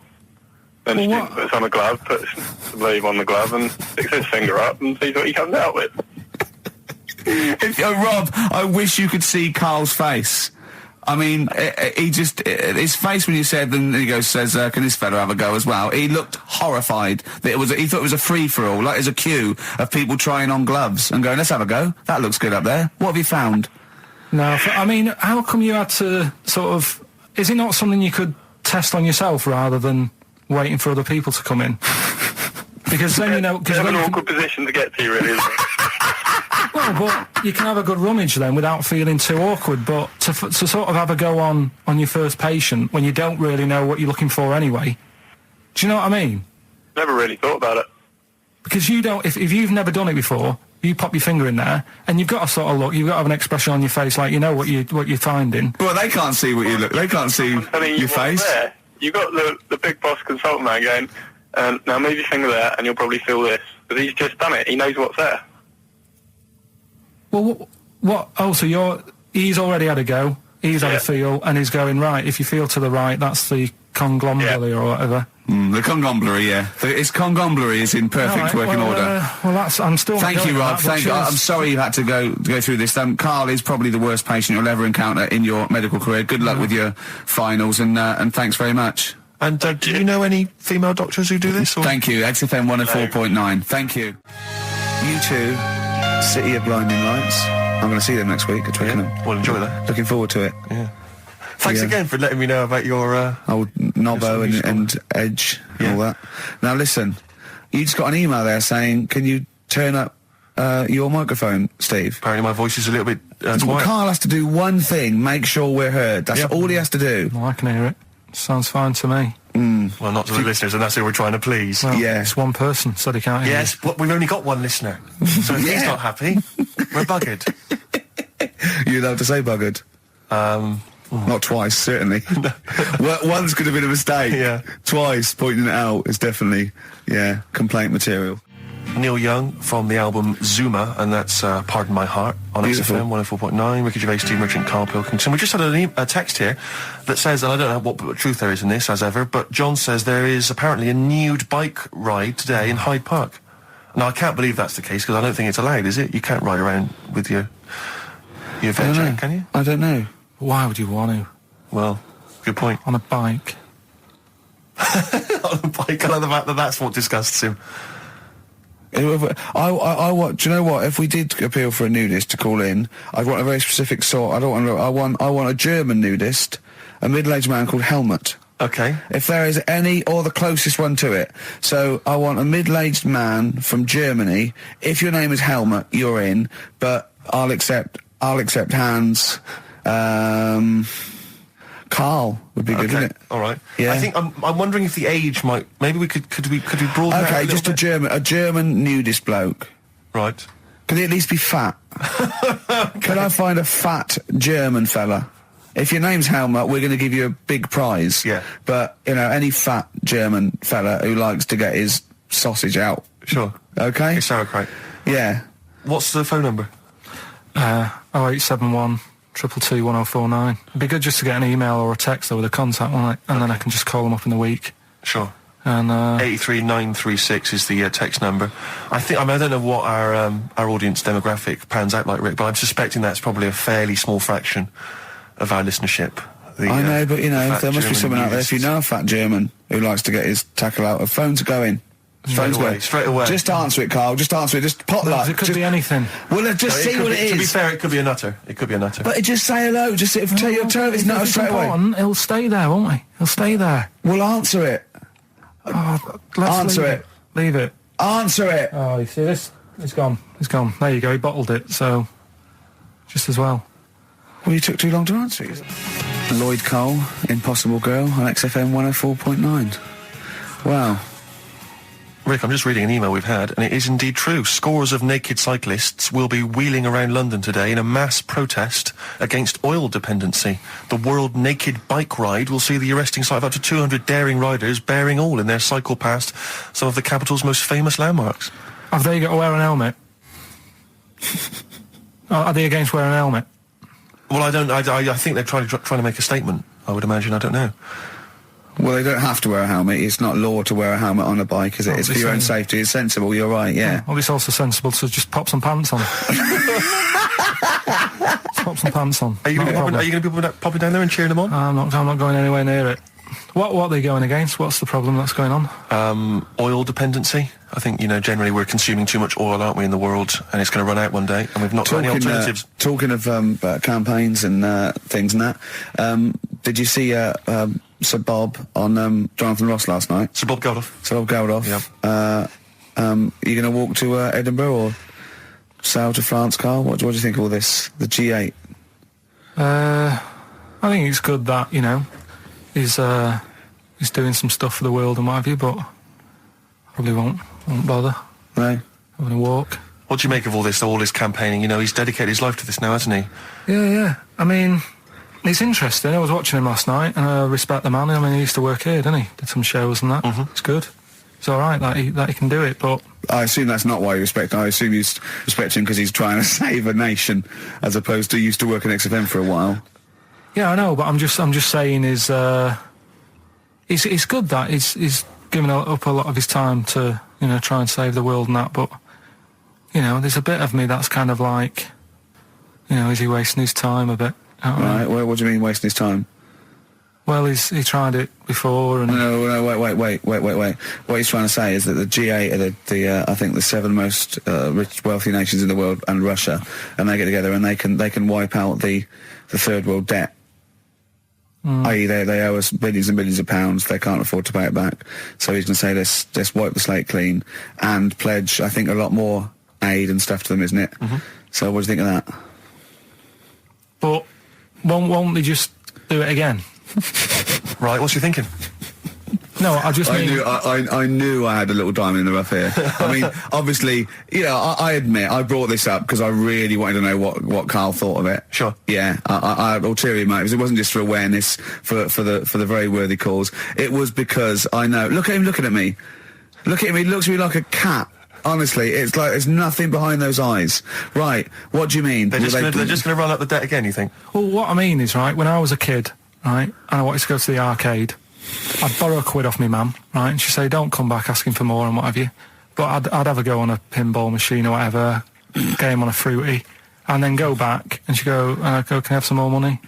And she goes, I gave you £1 before. And I go, I know, but I'm on holiday. And she goes, there you go then. And then I go off and do the same thing. I didn't go, no, I wasted the last one, I'm going to pop this in the bank. Right. So you think that's what's going to happen with... That's a nice metaphor. So what do you think happening there? Is the Africans are blowing it down the arcade? Instead of putting it towards a fishing rod, they're blowing it down the arcade. I'm trying to win a watch. Look, I've got 100 goals. I think this thing is dodgy. Yeah. I'm trying to win a fluffy toy. Bob's saying you're never going to get the Snoopy. You're never going to get the Snoopy. It's always going to fall out of the little claw. It's rigged. The claw is not strong enough. Yeah. Do not waste it. No, Midge. Midge, you have to write a song. Write another song, mate. They've blown it down the arcade. Brilliant. So that's your genuine logic, is it? Well, I just don't know...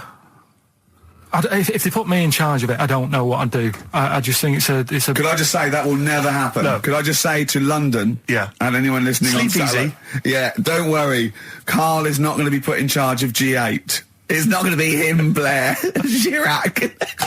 That would be a joy if it were. That would be amazing. Well, I've got another food-related item here. Now, Karl, I got a little email via my agent sent from someone here okay, so it was sent from someone at XFM, okay, and I won't say it was, she just said, I thought this might be good for Ricky to use on Saturday, and obviously what happened is Suzanne has sent you an email in the week, it was Wednesday, and you've returned it, but I think you've returned it to the wrong email address. You returned it to someone here who, of course, immediately forwarded it to my agent for ridicule on the show. Don't panic, it's nothing that bad, okay? It's an email from Suzanne talking about your tea that night. Was Suzanne out on Wednesday night? Was the an England game or something? Yeah. So you were alone. You were home alone, were you, Wednesday night? Yeah. Did you enjoy your meal? Was it a quiche? Go on. Right. From Suzanne to Karl. Take the quiche and put it on the baking tray. Cook for 30 minutes on 190. Take lettuce and put on plate. Take 3 tomatoes, wash and chop into quarters. Place on lettuce. Take an avocado, chop in half. Remove the stone. Peel skin and slice. Place on salad. Put salt and pepper on and a dribble of olive and balsamic vinegar dressing. Right? In brackets, small bottle behind the cafetiere. Right, in case he's reaching for bleach. Yeah. That's it. She had to put everything else away. Right? Then sprinkle a smidge of parmesan on top. Remove quiche from oven, cut into quarters and put on plate. Eat. Oh, wow. Does she have to do that every single time she's out? No, it's just that I'm not that good at cooking, right? And to be honest, that was a lot of hard work. I didn't bother warming it up. And I did without the avocado. Why? Too much messing about. He didn't even do that with instructions. It was too much. But yeah, I'm not that good at cooking. And Did you that's not cooking though, is it, Karl? That's heating up a slicing. quiche. That's cooking it is making the quiche. Yeah, but I'm just. Could you have figured that out if she hadn't left that note for you? Why did she have to tell you what the olive oil and balsamic vinegar was? Because I've put sort of cooking oil on my food once, and I said, oh, it's a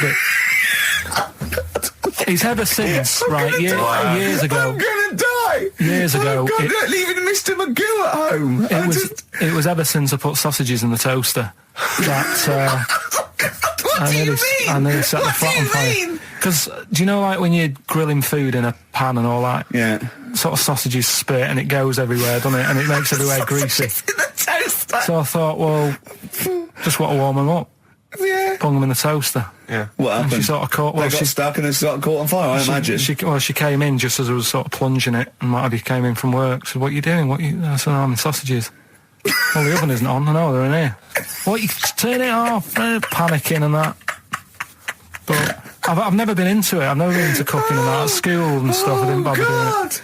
Oh, every time Suzanne comes home, she must think, please be the house still there. Yeah. Please not let me hear a fire engine as I come round this corner. Oh, God. She comes and goes, oh, God, thank God. I bet she's always happy to see you when she gets home and you haven't burned the place down or introduced some howler monkeys or something. Unbelievable. What I find extraordinary is there are people who are in sort of care in the community who don't need instructions on how to prepare food. Oh, they do. They can do it. Yeah, you show them once. Yeah, they do. Whatever you do, don't put sausages in the toaster, Johnny.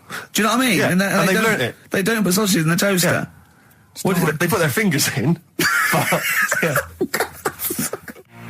Landed Ben Folds on XFM 104.9. We've had an email, Rick, from Simon Whittaker. He says, he's throwing the question to Karl. Have you seen the video for that Ben Folds song where there's apparently a monkey working the sound desk and shifting the piano? Yeah, you want to check that out? Talking of monkeys working the sound desk, we've also had a lot of emails directed at you. Yeah, a lot of emails directed at you, Karl, asking if you saw this programme that was on in the week. I think I didn't see it. I think it's called The Strangest Village in Britain. Yeah. Did he watch it? He called me 6 times during it. Of course called me 6 times. Now, just explain briefly what this was, because I didn't see it. Well, it was a sort of an experiment. I think I can work out from the sort of 70s, and it was sort of run by, from what I can make out, mainly sort of German Christians. Right. And what it was people with various disabilities or mental illnesses, Down syndrome, autism, bewildered, and they were living normally in the community. And there was 300 people in the village. Half had some sort of problem, mental problem or disability, and the other half were sort of carers. And I mean, it was very, very strange. And where is this village? It's somewhere in this. It's up near Whitby, isn't it?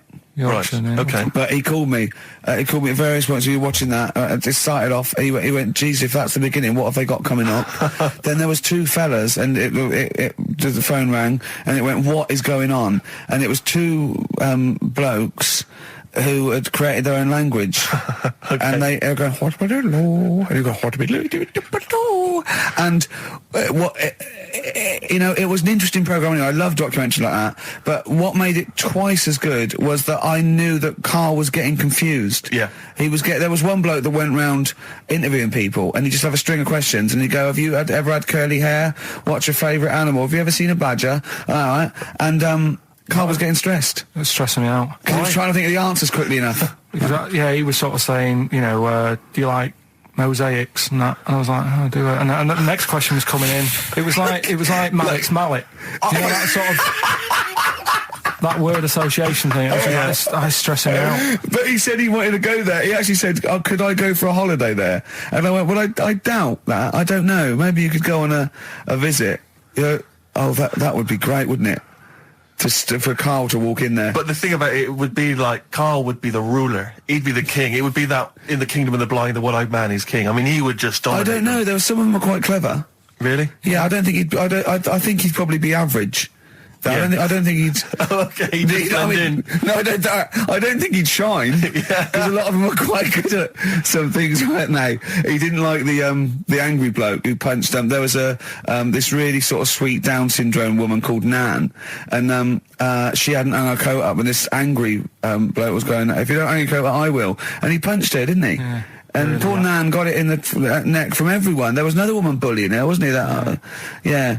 But you like the little the little Down syndrome fellow with the woolly hat who was helping that woman. If I went there, he's the one who had sort of hunt down, so come on, let's go for a pint or something. Sure. But incidentally, do you like mosaics? We didn't establish that. He's still thinking about it. David Bowie, Watch That Man on XFM 104.9. Now, coming up, Steve, and listeners, I'm talking to them mainly. I'm not really, I'm talking to you and Karl, really. Yeah. But coming up, an old feature, Knob News. Oh, Knob News, the welcome return of Knob News. Yeah, and Monkey News is still there, isn't it? Yeah. Just briefly, you don't think you really gave that competition justice, did you, not handing out the email? No, let's just quickly whiz through the questions again. Yeah. John's texted in, by the way. He says, "I never get any of the Rockbusters clues. Is this a good or a bad thing?" Definitely a good thing. Definitely a good thing. Definitely a good thing. Yeah. Yeah. Did you have to have that thing done where they say, what side do you wear your member? What side you dress? They don't say what side you wear your member. That would hardly be a euphemism, would it? So they say what side you dress, sir. It means what side your little John Thomas leans, doesn't it, on rest, usually to the left, isn't it? Your little left testicles. If I said to you now, what side do you wear? Hang on. Do you know? It would be left. It would be the left. That's what I mean. If standing there, right, with nothing restricting it or holding it in or holding it up, right, it sort of leans, your one ball is sort of like slightly back and lower, isn't it? And your little John Thomas rests there, so it's left. And the reason they ask it is so they don't put the tape measure up on the left and squash your willy or touch your willy.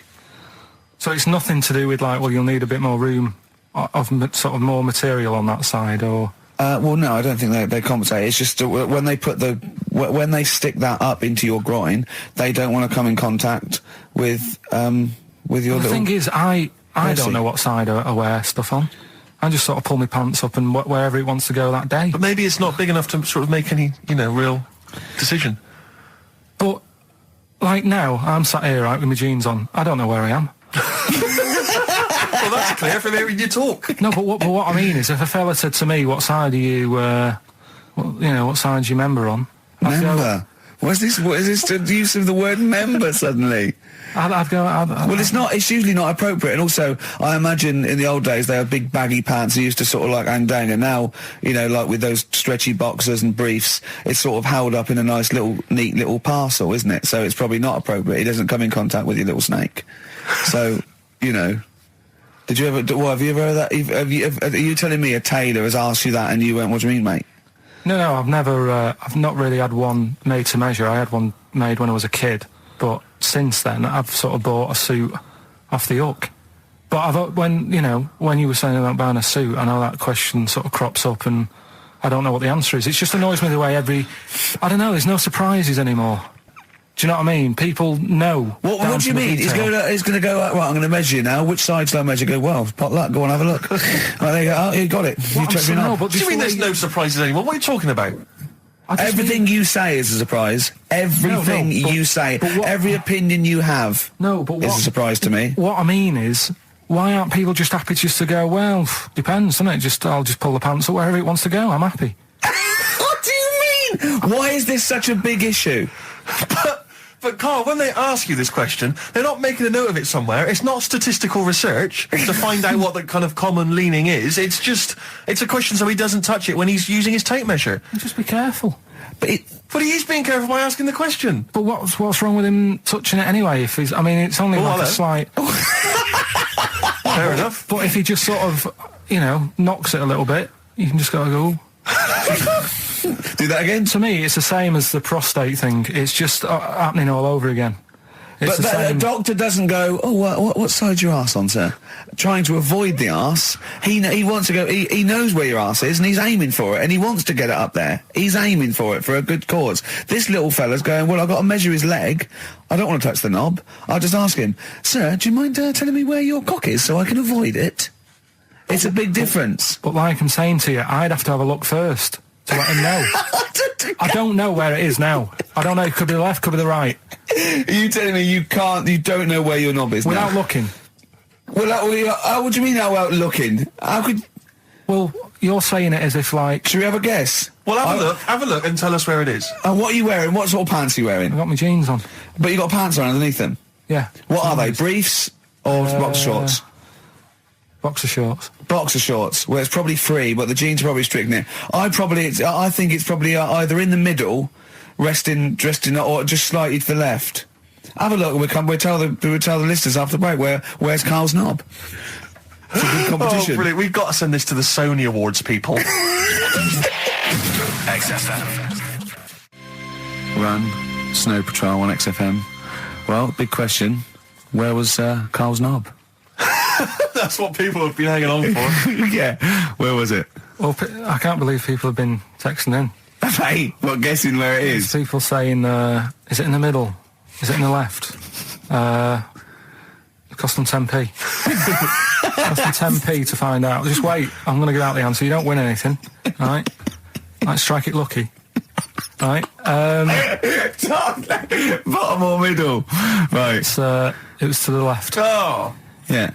I went with the right. That's annoying. See, I thought it would be to the left. If not, maybe if it was all scrunched up, sitting down on your lap, right, it might just pop up to the middle. Just pop out, like, Well, next week we'll be finding out where yours is. Where's Ricky's bollocks?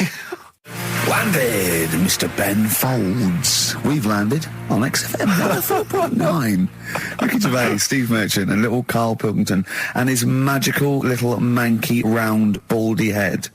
He was described as wacky mank in one of the papers this week. Really? Brilliant. Well, remember we were talking about it last week about he came round to my house and I popped out my Mr. Johnson, sure, to take a little look at. And his two that made daughters. The papers.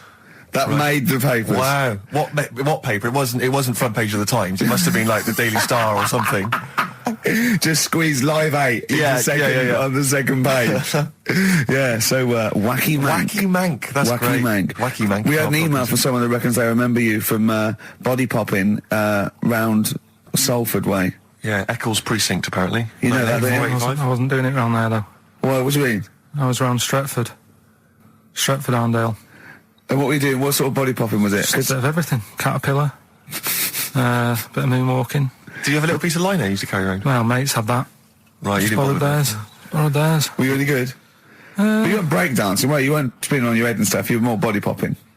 Well, I hope he wasn't being on his head, because you know that can sort of it can give you brain damage and things. It can give you brain damage. Also, it can wear your head down, and also makes your head perfectly round. Yeah. Because the gravity is pulling on. But if you keep on doing it, obviously it's going to wear your hair out, yeah. So you become sort of like a stupid, bald, and roundy headed. Yeah, yeah. So I very much doubt that you did do any of that. Did you, Carl? Didn't do any of that. Embrace and Gravity on XFM 104.9. We've had a couple of texts. People obviously can text in 83XFM. That's the text number for the big quiz that's coming up shortly. Rockbusters, still your opportunity to win some of those cracking prizes. Enter your name in the draw if you can unravel the, I don't know what you call them, conundrums that Karl set. Sort of. We've had a couple of texts. Obviously, we're leaving early today. This is a shortened show and our last show of this run. But we've got to leave early. We've got to go down and try and make poverty history. But Rob's texted and he says, only an hour and a half today. Well, poverty does have some benefits then. He's a fan. He understands the show. Who was that little fella that used to write in who hated the show? I forget his name. I haven't heard from him for a while, actually. I don't know what happened. No. Maybe he realised that if he hated the show so much, the obvious thing to do was to switch off. Maybe that finally dawned That's on him. annoying. What's his name? Someone will remind us of his name. I like people who hate us to carry on listening. Yeah. It just gives it an edge, doesn't it? Yeah. It's the fact that, that you're annoying someone. I mean, I love annoying people. I know you do. I know. So you're like a kind of walking Chinese water torch. Yeah, exactly. Yeah. Well, how's it going with Rockbusters? Anyone got the answers? Actually, one guy has texted in, James in Deptford, he's offered some answers, and he says here, the guy that hated us, famously, of course, we should have remembered, Dickie Anderson. Dickie Anderson? Richard Anderson, of course. I don't know if Dickie's still listening. If he is, obviously email in ricky.gervais@xfm.co.uk and tell us what you've been doing, how you've been keeping busy and stuff. Yeah. Nice to hear from him. Chris Campling hasn't called, has he, either? No, Campling. The one that thinks that not only is this whole show scripted, imagine that, right? But that Karl is a character created by us. Yeah. He's actually an actor. Oh, if only Look at that. A shaved monkey we got. Put the message in the box, put the message in the car, drive the car around the world, and I'm imagining that message is make poverty history. That's World Party, put the message in the box. Yeah. Can I just say quickly while I think of it, we get a lot of emails from people, a lot of texts saying, can you send a big shout out, stuff like that. I've just looked at one now, Scott and Julie in Australia listening, they want a big shout out, big shout to them. But there's so many people that do it, and I'm obviously just want to say, sorry we never get to your emails. We're very, very lazy. We never really get to look through them. But we obviously do appreciate you emailing in, texting in, stuff like that. And also, can I send a big shout out to my grandparents, who I believe might be listening on their new digital radio? They're pretty high tech. Very West Country. Yeah. Are they the merchants of Bristol? Merchants, yeah. Props to them. Props to them, yeah.